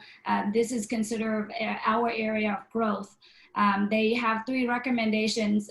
We schedule to have Wasp visit this school year in the spring, but due to the COVID, we are being moved to the fall of next year. But this is our their recommendation 3 years ago. 6 years ago, we got a 6-year was 1-day visit midterm. And so 3 years ago, they came back and visited, and these are their recommendation. They recommend to integrate technology into instructional strategy, digital learning and teaching, consistency of instruction and rigor across alike courses in the subject area, and create classroom lesson that can measure our student learner outcomes pride, as I mentioned earlier. Another area of growth that we have, our student doing relatively well in English. However, in math, the students are struggle a lot. And like I mentioned earlier, in mathematics, we are focusing on more this year because we realize that this is a huge area of growth that we need to focus on. So Mary, I'm looking at the clock. I'm sorry I have to keep looking at it, but we have about 5 minutes left. Okay, thank you. I think I only have a few more slides. Thank you. So for next steps, our short-term goal is to find more tech tool to help student creativity, and then provide training, tech training for our teachers, and then vertical alignments of curriculum, and then build common assessment and common pacing guide for our students. So make sure that our students have equal access. For the long-term goals are the goals that the Wasp recommended that I mentioned earlier. So what support do we need? As I pointed out, area of growth that we have earlier, we need support from subject area coordinator to our math department. Since we switched to math 1 since we switched away from math algebra 1 geometry, Common Core Math 1, 2, 3, there's no consistency of common pacing guide, common assessment among all of the teachers. So every teacher were in different places, and student might or might not have equal access, and this create a huge discrepancy to our students in terms of if they're lucky, they be in certain teachers and they have access to more curriculum and compared to others. So this is one of our area of needs that we really need support from subject area coordinator in math. And then more technology for our YB staff, as now that we in online learning, I can see more so. As I mentioned earlier, the AP enrollment is fluctuate between 36 increase to 47%. And at YB, we have 72% of students are qualified for free and reduced lunch. That's come down to almost 1,300 students. For those students who are taking AP, it's only $5, but the rest of the students, they don't qualify for free and reduced, and they have to pay a full price for AP. Sometimes it can be a burden, whether the student taking the test or not taking the test.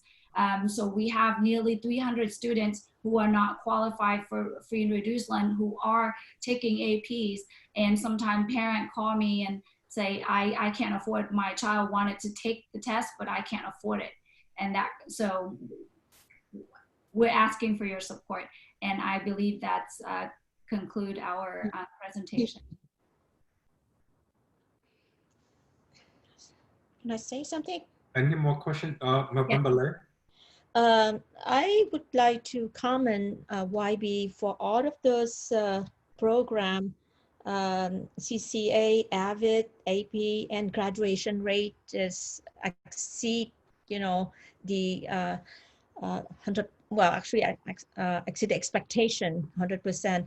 But I remember that when I first elected to the board, the community of this area of that district did not want to enroll their children to the school because the image and the reputation.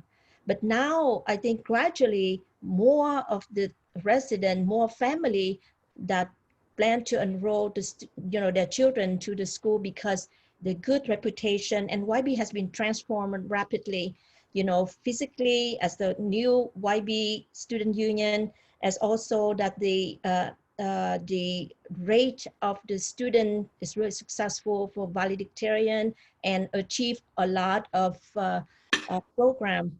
But I would like to comment that, the former Principal Tomwin has left the legacy, and congratulations with the work of Principal Mary Paulette to continue to work and support the student as well as staff and administrator and teacher. So I think this is really amazing to looking to the whole presentation, and congratulate to you and the whole team, and also congratulate Principal Kai also with his team and staff and teacher. Thank you for all your work.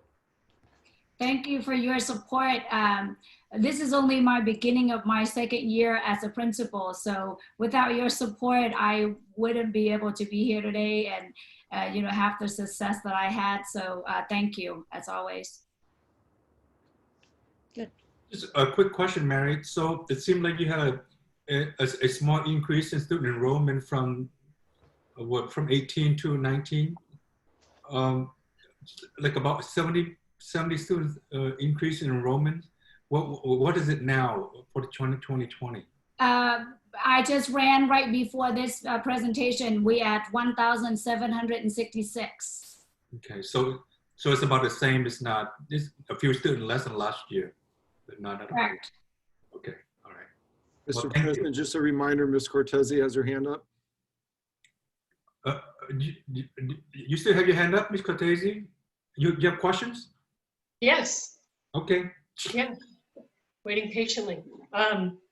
So my first question is for my board colleagues, and I can't actually see you all right now, but I want to know how many of you are familiar with YB's Terra project? Raise your hand if you know about the Terra project. Wow, I think maybe we should ask Mary to come back maybe sometime and talk about the Terra project, because I think it's absolutely brilliant and engages the community. It's a whole school approach to teaching sustainability. It's incredible. And I invite all of you, well, I guess maybe in COVID you can't really do that, but to go visit it. And I'd like to see how we can expand projects like that. My next question or comment is really as much for our board representative Bruce Nguyen as it is Principal Mary Paulette. I was impressed to hear about your approach to getting students into AP courses, and that is really, I recognize that must be really a heavy lift. Really personally enrolling all those students, encouraging them to take summer school, so that they can be on track to get to those higher math AP classes in their junior, senior year. And I'm wondering if there is a way to involve students in supporting that effort. Students is supporting other students, because I know in my work in mentoring that the younger students very much look up to the older students in many cases, and that is there a way to leverage student relationships to support that effort? We actually did have that. We have a few parents and student sort of session after school last year to a student who graduated from YB, either graduated from college or still attending college, to come back and actually give a talk to our students and parents to share their story, how successful they are in college because they were in those rigorous courses, AP classes that prepare them. And I'm proud to say we actually have a graduated student from Berkeley returned to YB as a long-term sub now, and she is working to become engineering teacher, and she promised that she will come back and become engineering teacher for YB next year. She currently subbing for math, and so I'm like excited to share, and I'm keep my finger crossed that it will come through and our engineering program will return. And thanks Board Cortese to mention that yes, the construction working with Terra programs together. One is building the garden, and one teacher is working literally in the soil, right? With the students. And with the pandemic, actually the only program is still up and running is Terra because it's outdoor. and student have plenty of space to be 6 feet apart and still growing and still watering. And so thank you. Thank you. So Board Representative Bruce Nguyen, do you have any thoughts about how, and not even just at YB, but how, is there a way to involve students in diversifying and expanding participation in AP classes by traditionally underrepresented student groups? I think Or do you have any thoughts about that? Yeah, I might have a few thoughts. I think the first things first, we need to look at the data, whether if it's from the Panorama, and then we can see which groups are affected by this. And as you can already say, there are underrepresented groups inside it. We could probably start some initiatives to get these students involved in certain mentorship programs, like with AP students that have had taken these courses before, to tell these other students that yes, they can take it as well, and we can probably expand it to those underrepresented groups and probably assure them that anyone can do it. Great, thank you. Thank you, Bruce. Thank you, Mary. Thank you for the opportunity. Next on the agenda is a presentation relating to GO bond refunding from Dale Scott. Mr. Scott, are you there? I am. Okay, can you good. hear me? Yes. Good. Do you want me to jump right in? Yep. Thank you. As you know, as the financial advisor of the district, we are constantly looking at interest rates. We're constantly looking at potential opportunities for the district to reduce the cost of its ongoing bond program to taxpayers. Let me show you on slide 2 an interesting, I think an interesting chart. This is municipal bond rates, 10-year bond rates. It's actually an index called the MMD AAA-GO index over the last 10 years. And if you run your finger from left to right, you can see that over that time, we are now at the far right-hand side, the lowest point in municipal bond rates in the last 10 years. You can see that bump up on the far right-hand side. That was the beginning of the Corona crisis. It didn't, had obviously a large shock on the market. It didn't last long, and rates have continued to fall. Because of that, we started looking back at the district's potential refinancings. When you see rates this low, you immediately go back and say, well, is there anything we can pick up off the ground and return those funds to taxpayers? There is one issue. Typically, we would wait until what's called its call feature. Its call feature for this bond is in the spring of 2021. But with rates this low, we thought it would make sense for the district to consider locking in those rates. I'll discuss that in just a second, but I wanted to show you what those savings would be.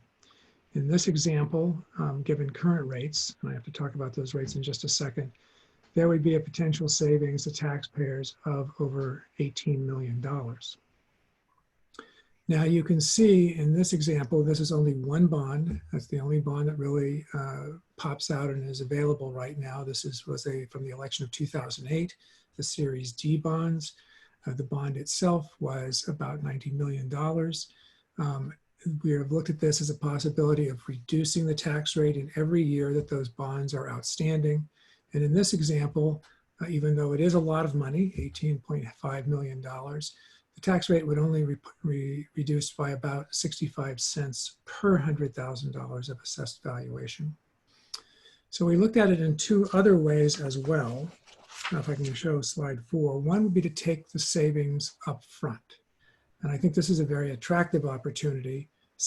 Approximately the same amount of savings, but more importantly, this would result in a fairly significant decrease in the tax rate of over $4 for these 3 years coming up, 2023 to 2025. Alternatively, on slide 5, you could do the opposite and say we're going to decrease the number of years that these bonds are outstanding. All of the other amounts would be the same until we get into the final years. The savings would go up, obviously, because the rates are higher in the long run. It would still have, in both of these examples, front loaded or back loaded, the tax rate savings would be about $4, over $4 per $100,000 of assessed valuation. The average assessed valuation of a home in your district, by the way, is about $500,000, about $500,000. So you can do the math. That would be about $20 per household per year, per average household. The one thing I want to point out before you go to that slide, if I could just pull back, the one thing I want to point out is because we would be refinancing these bonds prior to their call rate, we would have to do this refunding with what are called taxable bonds, not tax exempt bonds. So those interest rates are a little bit higher. The federal laws, federal regulations do not allow us to use tax exempt financing. But as you saw in that first slide, as the rates were going down, down, down, down, down, taxable and tax exempt rates have compressed. They're very close to each other. But still, can we go back to that slide, slide 2, please? If you look at this slide, you can see if rates were to pop back up in the next 6 months, then you would have been very happy that you took this opportunity. This is the way to kind of lock in these rates. If rates continue to fall even more in the next 6 months, then you would have been able to make more had you waited. If they stay the same, you'd make a little bit more, not an excessive amount, but certainly a better deal if you could do it as tax exempt financings. So with the ability to lock this in, I'm looking for direction from the board. This table is slightly off. We would actually be bringing it back to the board at your direction at your September 24th meeting, not your September 10th meeting. But I am anticipating, I'm hoping not, but I am cautiously anticipating rates after the election will be very unsettled, and it will be a very difficult time to get into the market in November and December. That's what happened in 2016. And so we would like to do this prior, if this is the direction of the board, we would like to try to do this prior to November. And if that doesn't work, if the rates go up in the meantime, or if the board doesn't want to proceed, then we will be coming back with this sometime in the middle of next year. Hopefully the rates would be as good or not much worse. So I'm happy to answer any questions on this presentation. So, my question is there any downside to proceeding immediately before November? You know, the downside is it's similar to, I always tell people it's similar to when you refinance your mortgage, and you refinance your mortgage and 3 months later you look at mortgage rates and they're lower and you say, gee, I wish I would have waited. You know, it would have been a little bit better if I'd waited. Or you, conversely, you look at the rates and they went up and you say, wow, I'm glad I locked that in. So I don't see a significant downside. You're not going to be leaving a lot of money on the table. But as you remember from that first slide I showed you, with rates this low, there's probably a pretty good probability that they are going to remain the same or climb over the next year. But that would be your downside, that they would continue to fall and you would say, gosh, I wish we would have waited. And there's a sufficient difference between our current rate we're paying and the rate that we would get in a refinance that is worth the expense and the effort? Yes, all of these savings that I showed you are net of expenses. Net expenses. Yeah, net of expenses. The expenses they're not inconsequential, but they're nowhere near the amount of savings in this example, $18.5 million. Okay. After expenses. I'll be supporting this with a motion and when other questions are answered, if there are others. I think Board Member Cortese, you had your hand up. Do you have a question? Yes, thank you. So the expenses, would they be covered? They would be covered by the bond itself? Is that yes, true, or that's correct. General fund? No. This is the way it would lay out. If there was a direction to proceed, we would begin to start putting this transaction together with counsel and all of the other pieces of the puzzle. If between now and the time we assume to go to market, rates take off and they become higher, and this happens occasionally, then we would shut it down, but there would be no cost to the district at that time. If the transaction was successful, any cost would be paid out of those savings above what and beyond what I've showed as savings to the taxpayer, but there would be no impact on the general fund. And this is just for Series D, is that right? That's correct. And Series D has been all expended already, is that right? Yes, all those funds have been spent. Okay, thank you. Board Member Lay.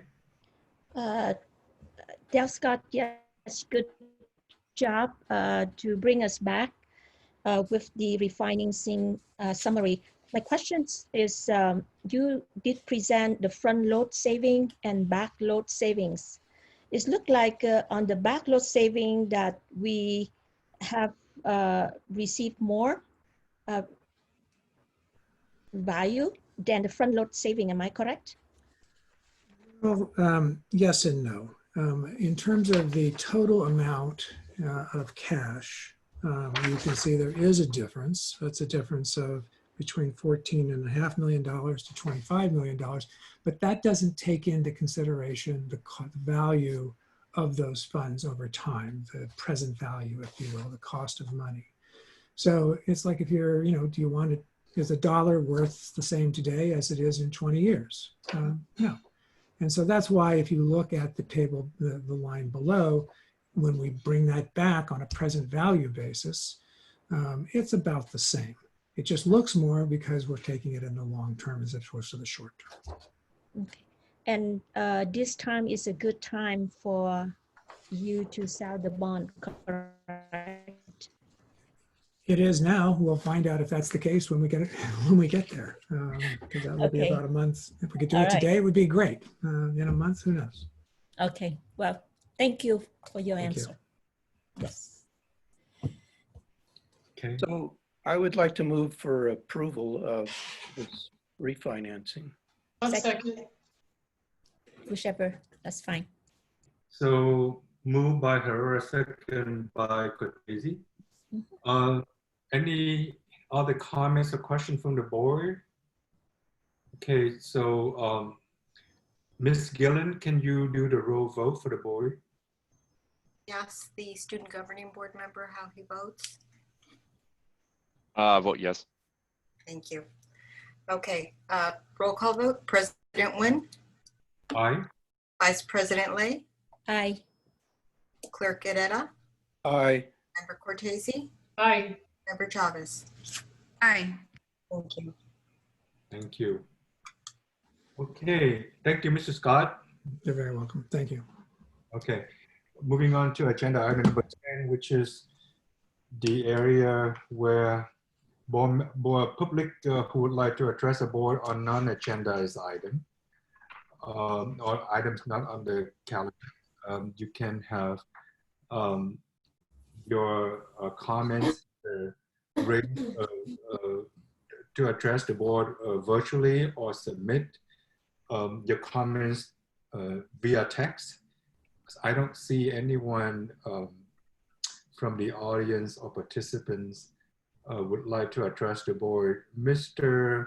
Okay, well, now I see one hand. Autumn Joe, would you like to ask your questions or make comments now? Actually, make comments then ask questions because we can't really engage in a conversation. Autumn. Yes, sorry, I was trying to unmute myself. Okay. I just wanted to speak to the board briefly. I recently learned during my ITL meeting that the district has cut budgets for art and science to $108 per teacher. This means that I will only have 67 cents per student to buy supplies. And an economy drawing pencil costs $1.50 even with a teacher discount. This creates a huge issue of inequity for our students as they rely on us to provide them with supplies that they need to be successful. The Visual Arts SAC did work with the district to get art kits for our students. However, many of these supplies will not last more than 6 weeks, and they're not even slated to arrive on site until late fall. One example is each teacher is only going to receive 1 ream of copy paper to share with 160 students. Our principal budget was already cut in half at the beginning of the fiscal year, and to cut it further is essentially asking us to teach turkey hands and macaroni art. Art, more now than ever, is a vital part of our students' mental health, and I would ask you please consider the impact this decision has on our students and restore our budget so we can purchase supplies to bring back that equity for our students. Thank you. Thank you, Autumn. I don't see any other hand raised in Zoom. Mr. Vanderzee, do we have anyone submit any comments through text? Yes, we do. So we have Chen Kai Wang, who is a coach and has a statement. I want to inquire on the status of team sports during this time of distance learning and the pandemic. A lot of student athletes want to know whether sports teams would be allowed to train or not. Will sports teams have to wait until December to train, condition for the 2021 competition season, or would sports be allowed to hold fall conditioning or training with athletes from September to December? If sports are allowed to train and if they are permitted to happen, what steps is the district doing to provide coaches and students the ability to train and compete safely? That is all the public comment we have. Thank you. And thank you, Autumn, for speaking to the board on that issue. Unfortunately, we can't discuss, but it is something that I think is important. So if sometime there's a time that we can have that discussed about teacher supplies, budget, and so on, I'd like to look into it to see if we have a discussion on it. Thank you. Mr. President? Yes. It seems to me like that second comment about sports can certainly be addressed in this next presentation, correct? They About COVID? They both can. Yeah. Okay, very good. Okay. All right. Thank you, Chris. Let's have that presentation. Superintendent, 11.01. Well, I'll get to those last 2 points at the end. This is just a brief update regarding how we're doing in opening a school for the first week and a half. I want to remind the board that you've approved this 4-phase opening. We're currently in phase 1. Originally, our phase 2 was our June 25th phase 1, but because of the governor's order and Santa Clara County is still on the watch list, it's distance learning for all. Once we come off the watch list, our goal is to bring in-person support for our most at-need student populations. And then phase 3 is the ability to bring all students on campus at some point in time each week, like a hybrid approach. And this will be based on a task force where we have our first meeting scheduled for Monday. So again, my last Friday update, I did invite 2 board members. If you're available to join the task force, you're welcome to, if you let me know. We have about 30 people on the task force. There will be 2 primary things that they'll be making a recommendation for back to the board. And that is, what are the conditions in our neighborhoods, in our zip codes, not comparing us to any other district in Santa Clara County, but what are the conditions that are ripe to have us start bringing students back for in-person instruction, whether it's 1 day a week, 2 days, 3 days, what have you. And then the second part of the task force will be, well, then what will that look like? What type of hybrid approach will that be? And so the task force will meet anywhere from 3 to 6 times or however many times we need in order to make a full recommendation to the board. And then phase 4 would be full in-person instruction every single day, like we were prior to March 16th. But really the reality is until a vaccine is widely accessible, I just don't really see phase 4 happening, particularly this school year. As a reminder, we are in a block schedule where each class is 90 minutes long. And on Monday and Thursdays are your odd periods. Tuesdays and Fridays are your even periods, with Wednesday being site collaboration, professional development, district-wide PD, asynchronous learning. We have tutorial, counseling, advisory on Wednesday. So we've been in the schedule now for just about a week and a half. And And one of the things that I like to report out is our attendance rate, because that's one of the main things that we're doing different from last spring. Because last spring, if you recall, we had that grade 4. And this year, students' grades will fluctuate throughout the semester, and teachers will be progressing through the curriculum. And so when I look at our attendance rate, pre-COVID, of course, over the course of the year, our average attendance rate is 95.6%. And you can see the first day it was at almost 94%. It jumped up to 95.5%. And then it kind of leveled off at the 94 here. And then just today, our highest rate so far, 96%. And also remember that we haven't really started dropping students yet. You know, usually we start dropping kids after that first Friday of the week, but we want to make sure that 1, our students are back if they were traveling, and 2, that there's no issues with connectivity, with having devices. And so we don't want to start dropping unless we know for sure that they've informed us that they've moved out of district to another school district, or if they've gone to a private school or a charter school. So again, I think this is a tribute to all of the work our entire staff, our teachers, our administrators, our classified put in this summer to really do the work of preparing for distance learning and making sure our students had their schedules, had their devices prior to the first day of school. So I just applaud the entire effort by our school district. The next slide. Such good news, Mr. Superintendent.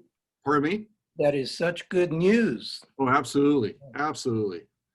And then our meal, as you know, last spring, we continued to provide meals every day, a grab and go hot lunch. And then we were able to offer the summer feed program early, that we could just feed the entire community. And we were getting anywhere between 5,000 and 6,000 students or community members a day up until August 11th. And then the summer feed program ended. And now what we have replaced that with funding from, and the ability to fund it from the federal government, is our dinner program.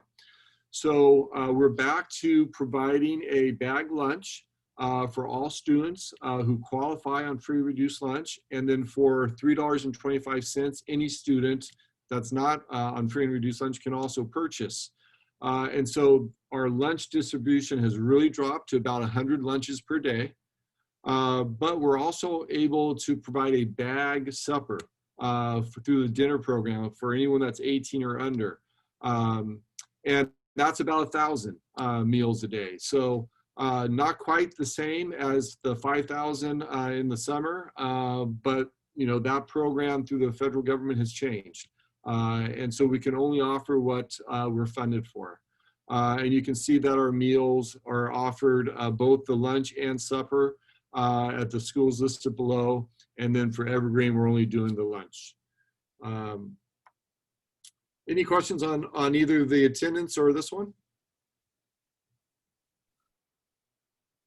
All right, and I mentioned, you know, one of the things that we do know is that once we do come back to school, the governor has given us clear criteria. So when you think about the criteria to close schools once we open, so if a single cohort, someone in a class comes down with COVID-19, that entire class goes back to quarantine for 14 days. And if you think about it, once we're in-person instruction, if someone in period 1 catches COVID-19, well, all those kids go to different periods, period 2. So you can see how the tracing will be almost impossible to do, or how it will impact more than just a single period. And so we really are going to have to think hard and fast about what those conditions are to bring students back, even in a hybrid approach. If 5% of the school tests positive, then the entire school shuts down for 14 days. And if 25% of the district tests positive, the entire district closes down for 14 days. And so that's why I think phase 4 will not happen this year until there's a vaccine that's widely accessible.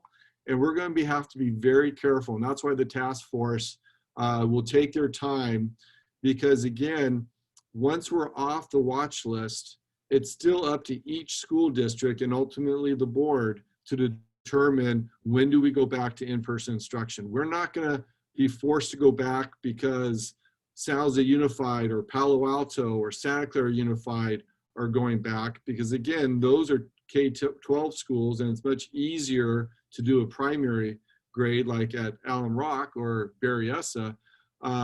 So we'll have to really think about long and hard what those conditions will be, because again, the number one priority for us is to maintain the health and safety of our students, staff, and school and our parents. So that was just the quick presentation. Let me bring in Ms. Marquez to address the issue around instructional materials.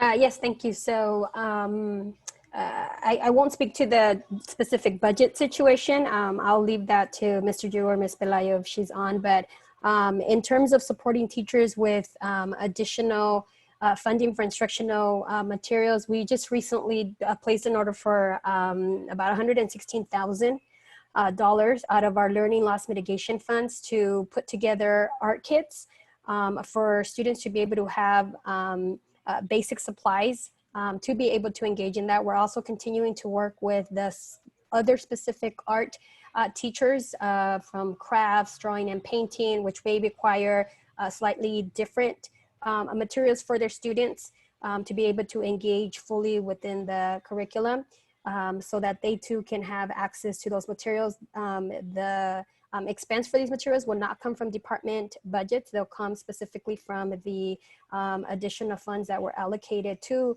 specifically support students during the distance learning. We, over the summer, sent out a somewhat a needs assessment for our teachers so that they could inform us what were the different materials.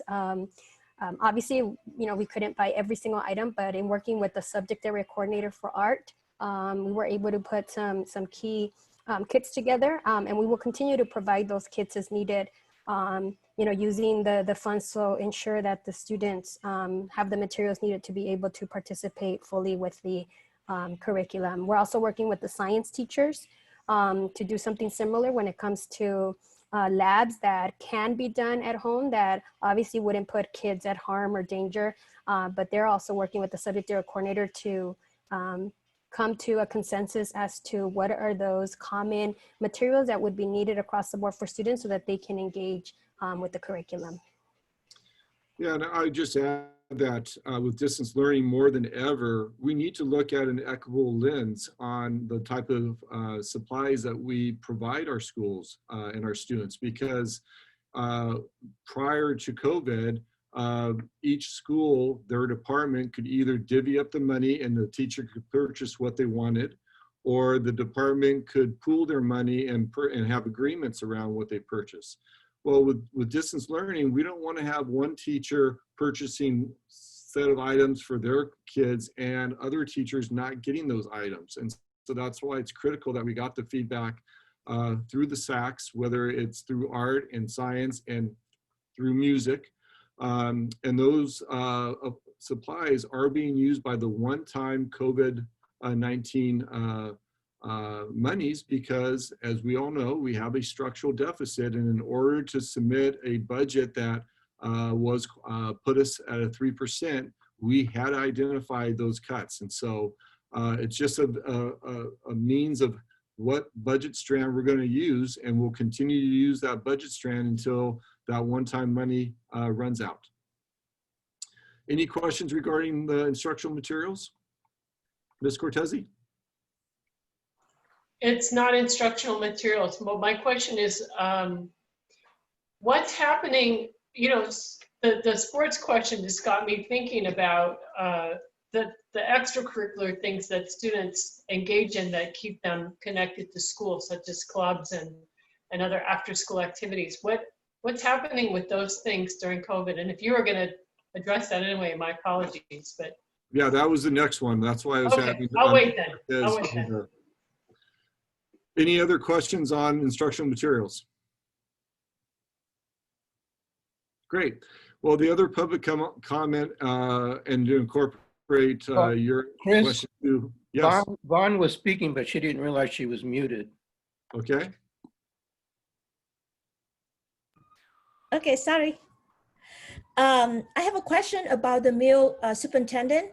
How do we know how many lunch that we have to prepare each day along with the free bag supper? Because I don't want that we waste our food, or any way that we can support the student. But if they pick up the lunch and if they did not have time to go back to their home, can they stay in the school to finish the other period? So two parts to that question regarding the lunch. First of all, we produce enough lunches to meet the need of our free and reduced lunch students. And then we figure out how many dinners to do, and basically they adjust every day. So just like all last spring and last summer, if all of a sudden a particular site runs out and there was still a line of cars with 20 minutes to go, then the next day they produce more food. And so each time they would produce more food, and then they would just kind of look at after the first week, the second week, there was kind of a rhythm, right? There are certain days where they knew they'd get more, and there are certain days of the week, for whatever reason, they had less. And so they had the data to kind of track that. And so, this is only the first week of school, first week and a half of school, and I'm sure those numbers will go up, but it's going to take, a couple weeks to kind of get consistent. And yes, we don't want to waste any food. So they do an amazing job of adjusting each day. They have an hour for lunch. Actually, I think it's an hour and 15 minutes. I forget now. An hour and 5 minutes. An hour and 5 minutes, yeah. And so, basically that gives them a whole hour to leave their last period, get their lunch, and get back. No, they can't stay on campus to eat and attend their next period class because we're not allowed in-person instruction.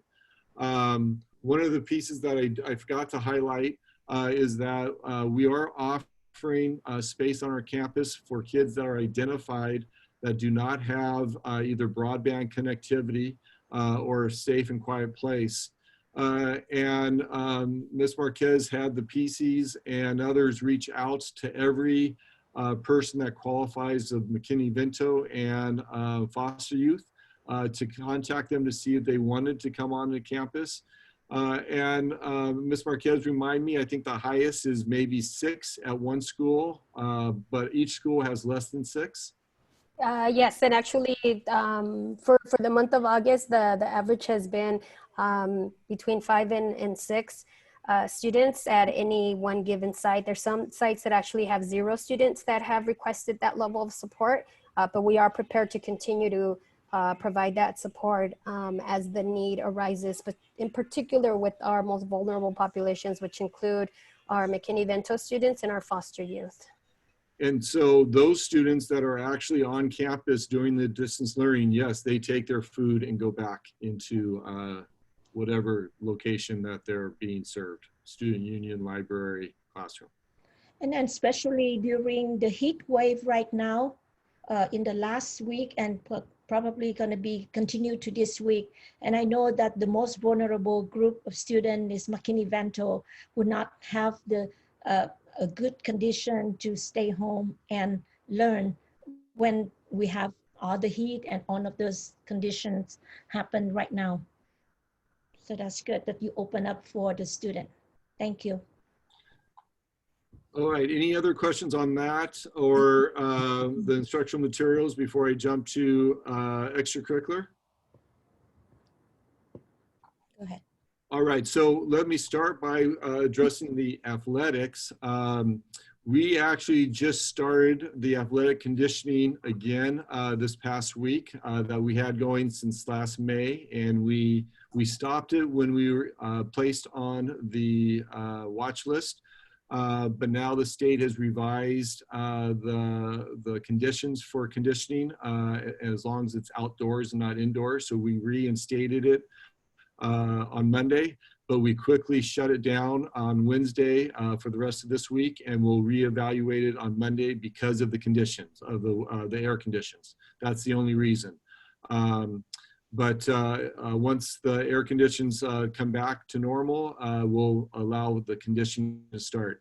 Athletics is overseen by the state, and the state has stated that they have pushed the start season of the fall to December 15th. And then they've combined the winter and spring sports and pushed that to the spring, and the start for those sports will be March 15th.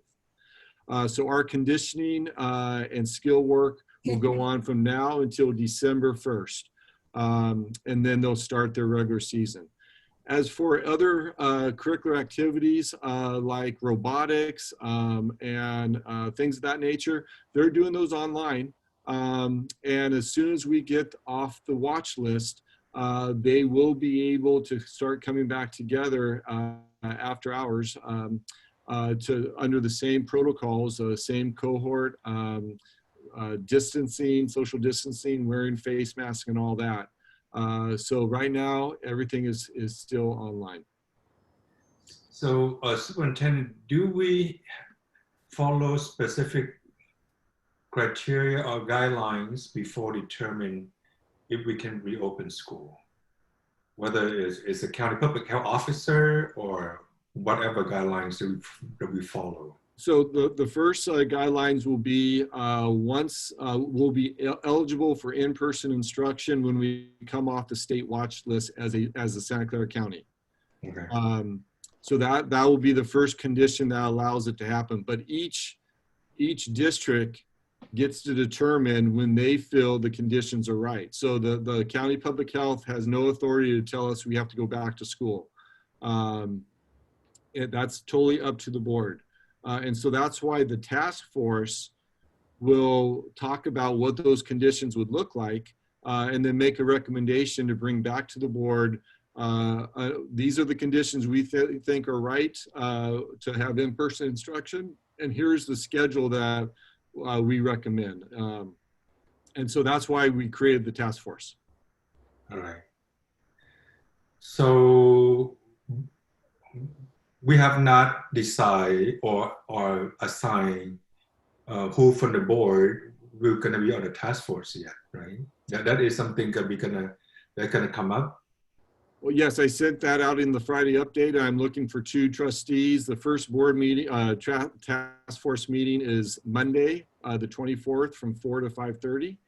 And then we'll look at that. Once we bring that group together, we'll see if Mondays and that time works. So we'll figure out the time, and we'll schedule, 3 to 6 and see if we can have a recommendation under that timeline. And if not, if we need to continue to meet, we'll continue to meet. So then can we use this time now to assign who from the board, which board member can be assigned to the task force? Sure.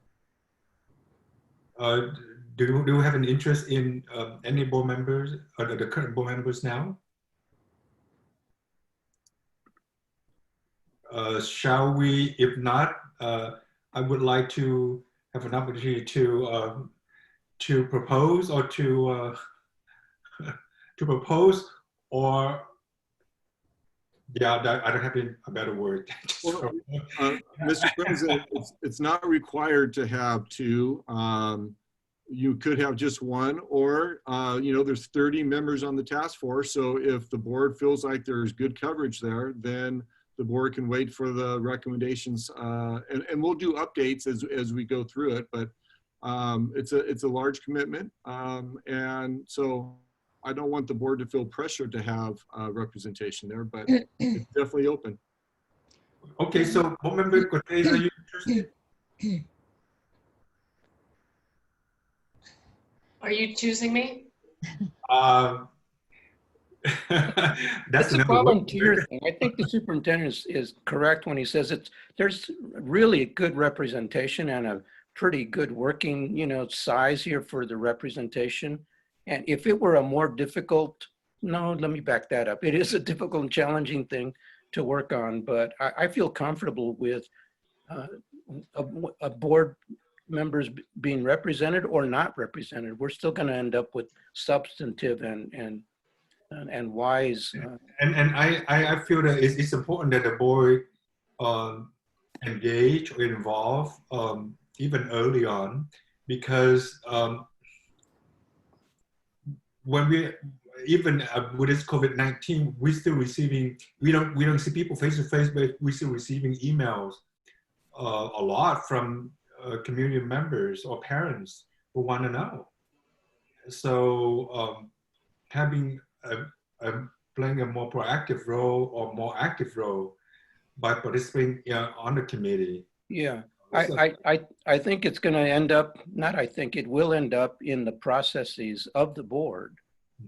And at that time, our stewardship, our contribution will build on what has been developed to that point. It can benefit if we get involved earlier, but just like the superintendent says, it's not really necessary. It's an opportunity, but it's not absolutely necessary.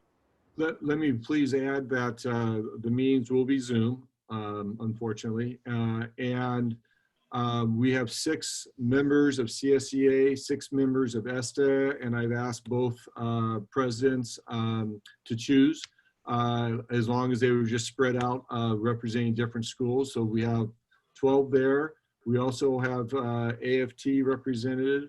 I had the pieces find 6 parents for me. We also have 6 students and we have 6 administrators. So whatever that all adds up to is right around close to 30. What time is the meeting? 4 to 5:30. The first one's going to be fairly short. Well, what I mean fairly short is it's really going to be an introductory and kind of set the guidelines and then find out what people are looking for, what type of information they need. But the goal will never be more than a 2-hour meeting moving forward. We want to try to be consistent and keep it moving. I think it's important to have board representation on the committee. So I think so, but Monday is the most busiest day for me at work. So that's why I did not want to volunteer on Monday. I don't know if somebody can jump in and maybe would take another day. I, could substitute, or to have some representative. But Monday is always a bad day for me at work. I'll do it.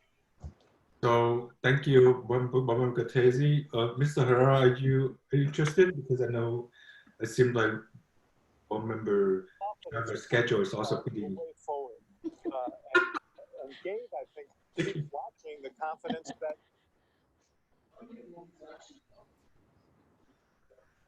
All right, I don't want to belabor this point. We should move on. Okay, all right. 11.02. This is about it. This is to have a discussion or action to receive the first reading of Senior Manager of Internal Audit proposed annual audit work plan. So this is the first reading. We don't have to have a discussion now, but anyone who has questions or comments, this is the time to have those comments. Ms. Chavez, do you have any comments on this one, since you are the chair of the audit committee? Yes, no, this is pretty comprehensive of Kelly's work. We talked about the proposed plan and make sure that a lot of things were incorporated, like everything as a whole. Something that stands out to me here is Readiness, which is a big project, and we're supposed to see a phase come out in January.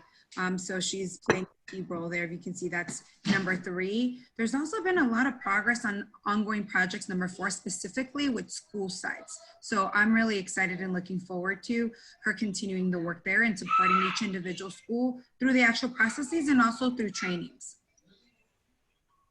I don't know, Trustee Lay, if you have anything else to add. I think this is a first reading, and I agree that Kelly works as being very steady, and we look forward to see the some issue will be solved, you know, from internal audit report. Okay. All right. Do we need an action? No, we don't. No, this is the first reading. We don't need to have an action. A first reading of her work then? We can take action if we want to, but generally the first reading we don't need to. More like questions and clarifications and so on. Okay. All right. 11.03, discussion or action regarding CSBA call for nomination of Director at Large, API, and Hispanic.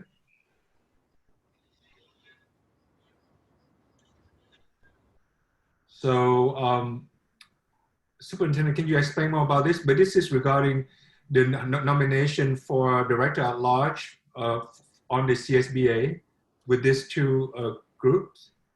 Right, and so either people can nominate someone on the board themselves or someone else, a colleague from another board. Typically, you want to get their confirmation that they would accept it, but it's just the open process for that.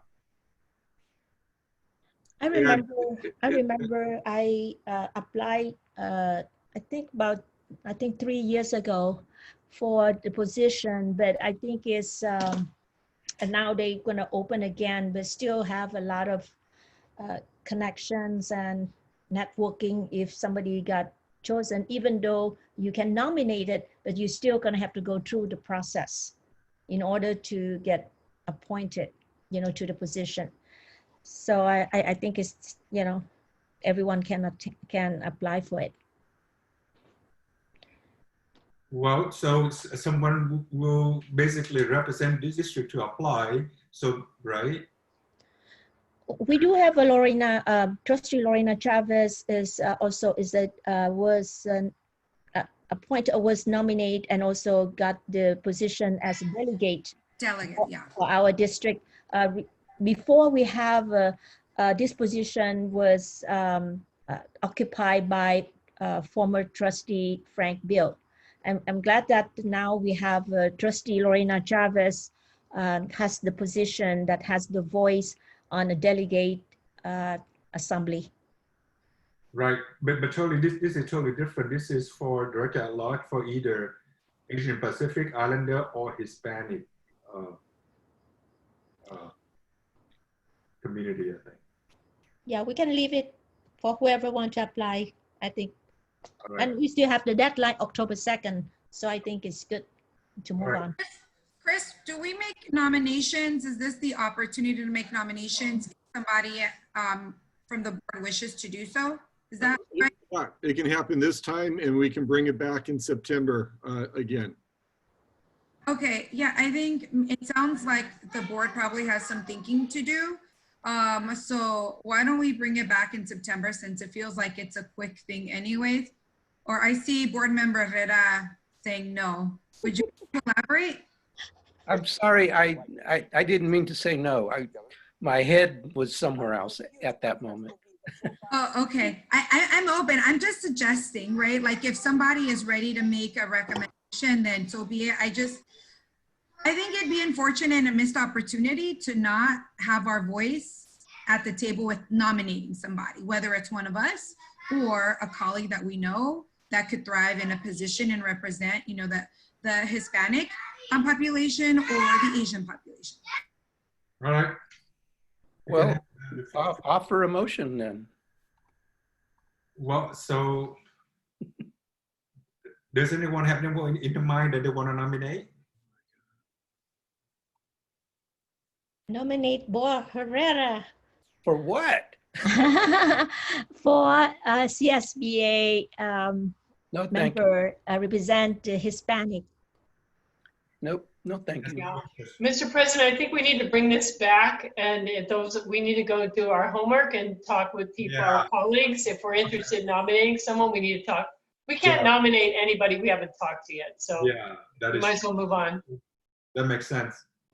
Oh, bring it back, Chris, please. Thank you. Absolutely. Agenda 13.01.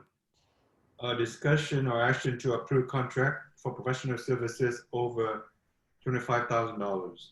I move to approve. Second. Moved by Herrera, second by Cortese.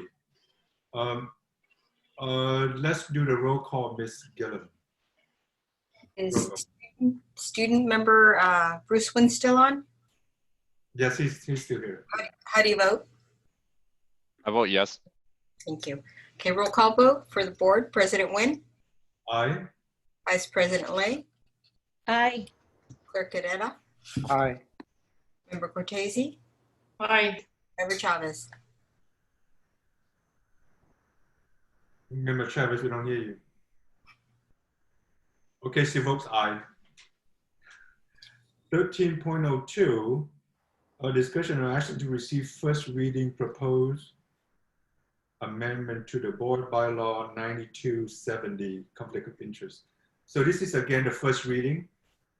This is a chance for questions or points of clarifications. Any board member have any questions or comments regarding this bylaw? No, it looks like we just updated the names of a couple positions, so I'm not sure there's a ton to discuss. All right. Okay, so we'll bring it back for the vote at the next board meeting. 14.01, discussion or action to approve a provisional permit request for certificated employee. Mr. Vanderzees, you want to explain about this? This is fairly standard at this point of the year. The schools and the HR team did a great job in recruiting and staffing our schools before the first day of school. There are two educators in this portion that for special ed position and also for the instruction in Vietnamese, where two individuals have the sufficient coursework but still have some work to do before they can enter into an internship program. And so this is what we call a provisional internship permit, which takes board approval. And so we're asking to approve these two names to get a PIP so that they can work with our students and move forward towards a career in education. I'll move to approve. Approval. Move approval. Okay. Either way. So who second? Either party will be first. I'm second. Whoever, that's fine. All right. Let's do the roll call vote. Mary? Okay. Student Governing Board Member Bruce Wynn, how do you vote? Vote yes. Okay. Board roll call vote. President Wynn? Aye. Vice President Lay? Aye. Clerk Cadena? Aye. Member Cortese? Aye. Member Chavez? Aye. 14.02, discussion or action to approve variable term waiver request for certificated employees.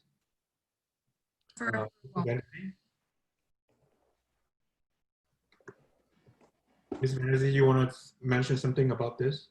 Oh, this is similar. These are people that are entering into an intern or a credential program, but for one reason or the other, they do require some form of waiver, whether it is that they're that, for instance, the CBEST is not being offered for them to take a portion of the test or for other reason.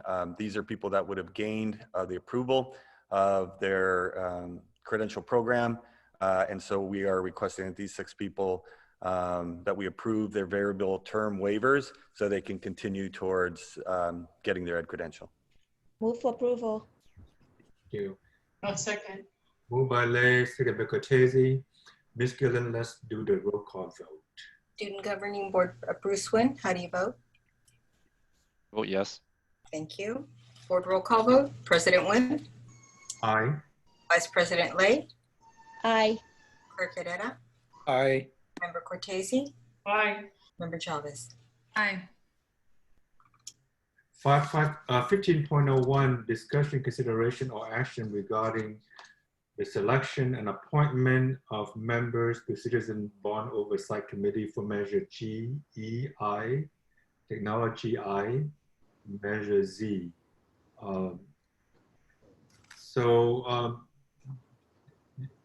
Anything that you want to mention about this agenda item, Board Member Chavez or Board Member Lay? Yeah. So Board Member Lay joined me with Ray Mueller. I don't know why I was thinking about you, Bruce. With CBOC member Ray Mueller. And we went through applications for members here to join our Citizens Bond Oversight Committee. And we're excited to move 3 candidates forward.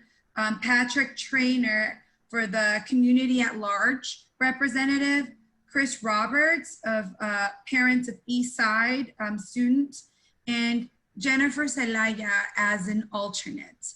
And I think we have 1 member here. I'd love for them to have an opportunity to introduce themselves.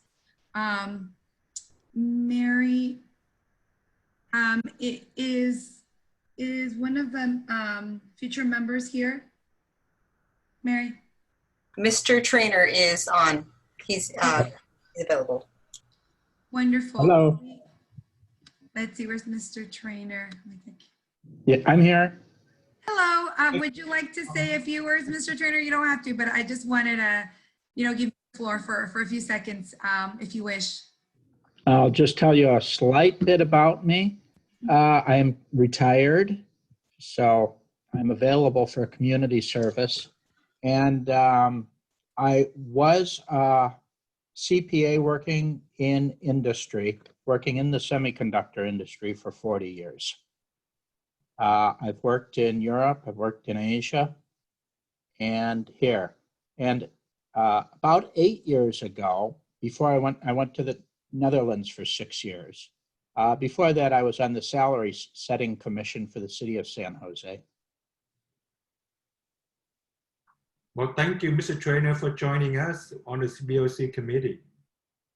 Thank you for welcoming me. All right. Yes. So we'd like to move this forward and appoint these 3 candidates. Thank you, Patrick, again for being present and introducing yourself. Can we do it in one motion? I think so. Yeah. I so move to approve these. Second. Okay, moved by Herrera, second by Lay. Let's do the roll call vote, Ms. Gillen. Ms. Nguyen, Student Governing Board Member, how do you vote? I vote yes. Thank you. Board roll call vote. President Nguyen, Aye. Vice President Lay, Aye. Clerk Herrera, Aye. Member Cortese, Aye. Member Chavez. Thank you. So that's unanimous. 15.02 is to have a discussion or action to approve the bond or capital projects for contracts over $50,000. This is a standard agenda item. I'll move to approve. Second. Moved by Cortese, second by Herrera. Let's do the roll call vote. Student Governing Board Member Bruce Nguyen, how do you vote? I vote yes. Thank you. Board roll call vote. President Nguyen, Aye. Vice President Lay, Aye. Clerk Herrera, Aye. Member Cortese, Aye. Member Chavez. Aye. Thank you. Consent calendar. We are consent calendar now. Move to approve the consent calendar. Second. Moved by Cortese, second by Herrera. Let's do the roll call vote. Student Governing Board Member Bruce Nguyen, how do you vote? I vote yes. Board roll call vote. President Nguyen, Aye. Vice President Lay, Aye. Clerk Herrera, Aye. Member Cortese, Aye. Member Chavez. Aye. Thank you. Okay, so next on the agenda is written report. We don't have any written report indicated here. So 22 is future agenda items request or future agenda items. If any board member who would like to place anything for future agenda, this is the time to do it. Okay, seeing none, hearing none, we will continue with next thing on the agenda, which is Board of Trustees, Superintendent Communications and Comments. So first, let's go to Board Vice President Lay. Do you have any comments? And Oh, I just want to say appreciation to all administrator, teacher, staff have worked very hard in the first week and a half or first 2 weeks to support our student. So continue to have a social distance. Thank you. And just everyone stays safe and healthy. thank you. Board Member Herrera? Just feeling appreciative for how we are beginning this school year and all the work that has gone in, and we're managing to actually educate our children and work together as a staff, and that really means a lot. I also know that we have some incredible challenges ahead of us month by month, and it's important to me, and I believe to the whole board, that we're going to be working in a way that is collaborative with our stakeholders, our bargaining units, our community leaders. It's the only way to get through what we're facing. I think it's important that every one of us, especially those of us in key positions of leadership, really set a tone that can uphold a spirit of collaboration and moving forward as a team to solve our issues, our problems. I want to say more on that at another time, perhaps a future meeting. But for now, that's all. Thank you. Board Member Cortese?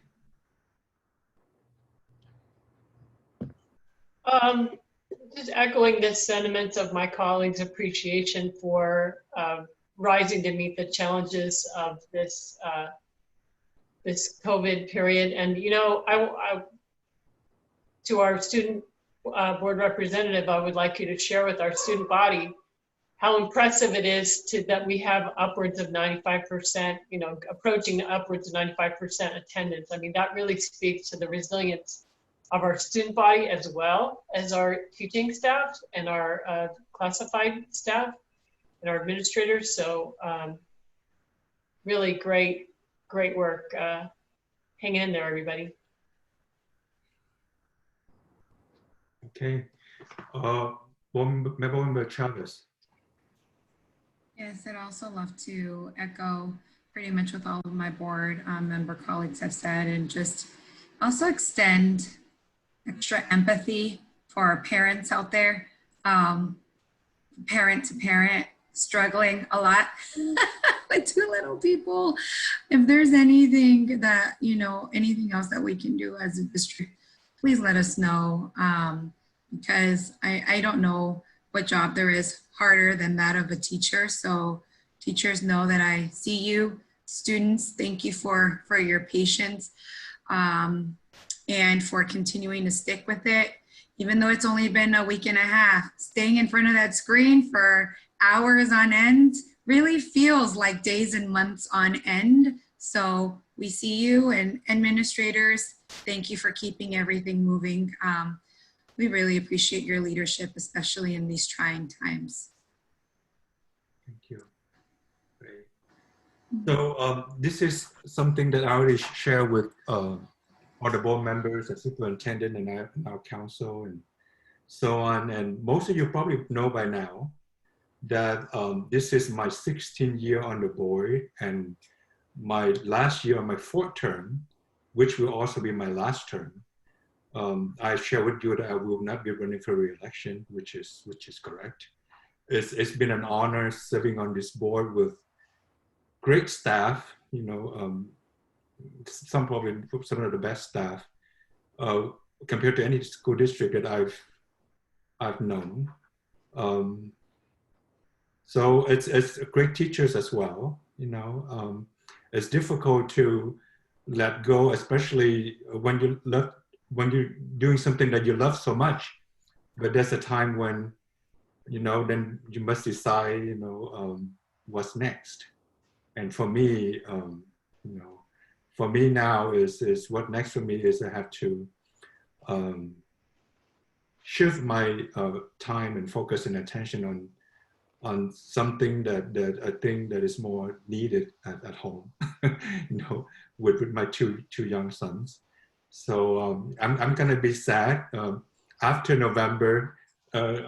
Every first and second Thursday in the afternoon, I'll be sitting at home thinking of my board and the staff here. But it's something that I look forward to, and it's been like my friend said when I share with them, it's been a good ride, been good 16 years for me. So okay, but you're still on the job, you know, so the job for, we can hear that speech in a few months. Agreed. That's that. Yeah. Thank you. Okay, so Bruce, anything you want to share with the board? Yeah, thank you, Board President Lan Nguyen. So for us students, it's been a long run. There are many obstacles we have to encounter.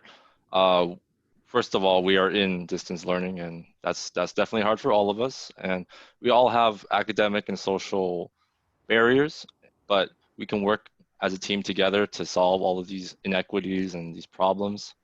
And I'm here to help and serve youth. And I hope to continue these programs and all of these efforts with Board Member Chavez and Board Member Cortese, and probably make a difference this year.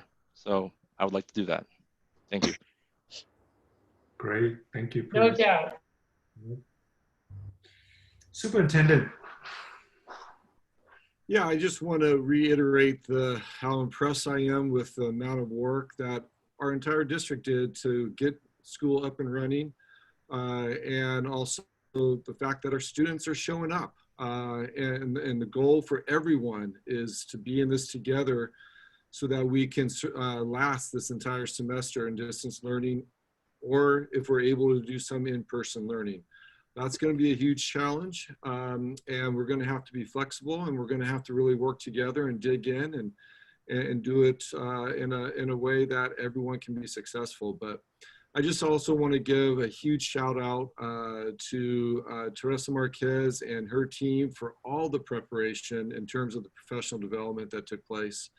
To Randy's team in IT to get all the technology that we needed into the hands of our students and the hotspots. And then of course our school sites, because the site administrators really have done an amazing job to make sure that on day one, every student had access to their links to their Zoom classes. And so it's really working well together. It's a well-oiled machine. And as Mr. Herrera says, we have some challenges to face this year. And we're going to do that in a professional, collaborative way. And if any indication is the work of the student governing team, man, we have some great members of students on that board, and they're pushing me in my last year to get a lot implemented. So it's keeping me on my toes, and I'm just excited and motivated to help guide us through this pandemic, and we will come out stronger in the end. So thank you to everyone. Okay, thank you. Now we can do the board meeting evaluation. Any board member have any comments on this one? Well, you know, I think like the rest of the organization, we've been adapting to the world of Zoom and virtual meetings. And I have the sense that we are visible and we're accessible. This format is both meeting our policy and operational needs as well as our representation of the community. So it's feeling good to me. This meeting felt good to me, and I feel like we've hit our stride, and maybe we can find ways to improve even more. But it's working, in my opinion. Thank you. I think so too.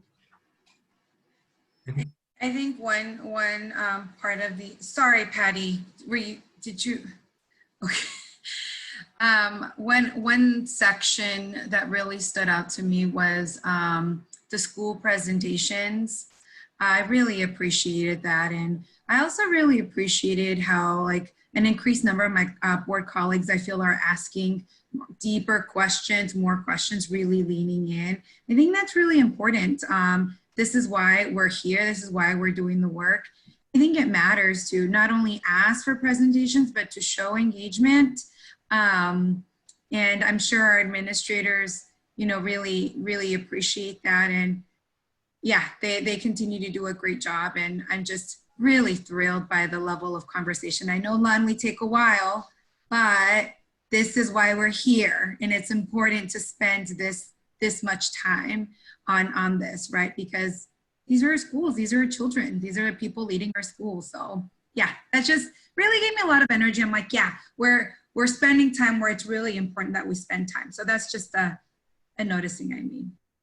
Well, just to be clear, I don't ask questions doesn't mean I'm not engaged or interested. It's just a lot of questions that has already been asked. I didn't need to.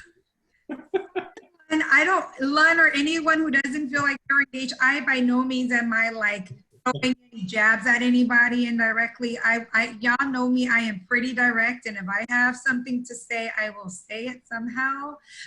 No, like, I don't know if you noticed, I didn't ask that many questions. I kind of held back a little bit, even though I might not have felt like that. I did, y'all. And that was because I recognized that there was a full-on conversation going. It didn't need me to be in it. So it doesn't mean that we all have to say something. I'm just noticing more engagement, which is like music to my ears, is what I'm trying to say.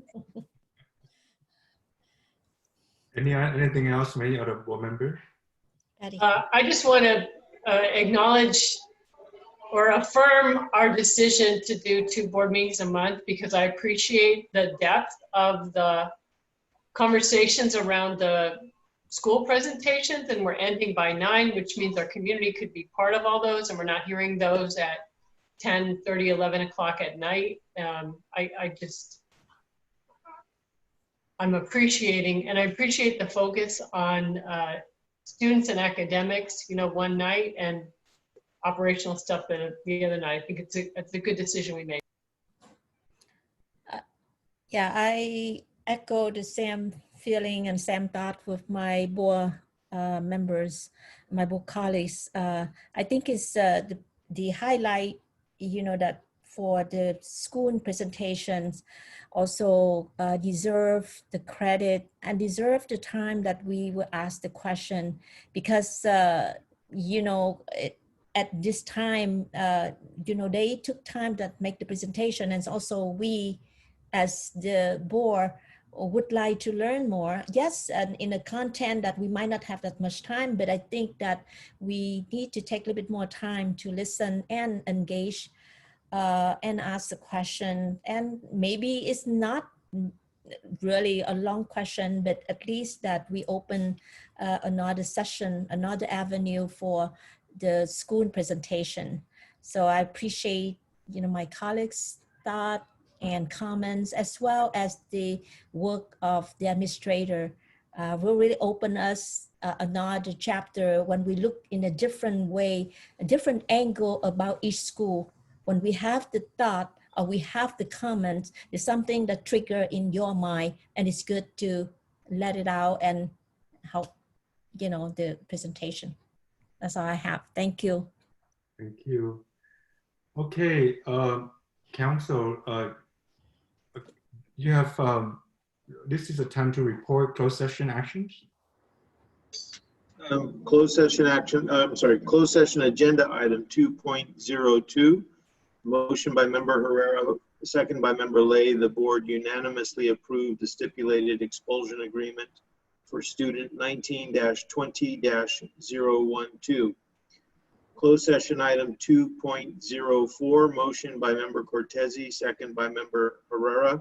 The board unanimously approved or ratified the appointment of Omar Gutierrez as Assistant Director of Information Technology and Computer Support for the district. Closed session item 2.07. Motion by member Herrera, second by member Lay. The board unanimously approved the rejection of the claim for damages of Matroscope Engineering Laboratories. And that was unanimous. There are no further actions, no further reportable actions. Thank you. Well, thank you, everybody. The board will now recess back to closed session, but there won't be any action taken in that.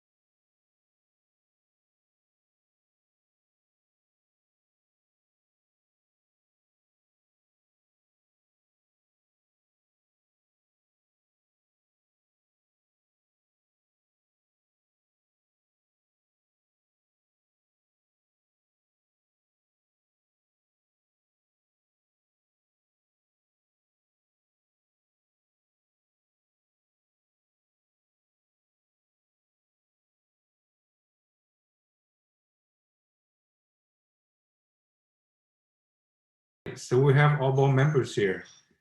Okay, so Lorena, did you want to say something? Okay, so now we're back. Just finished coming back from closed session. Nothing to report, no action was taken. Board meeting is now adjourned.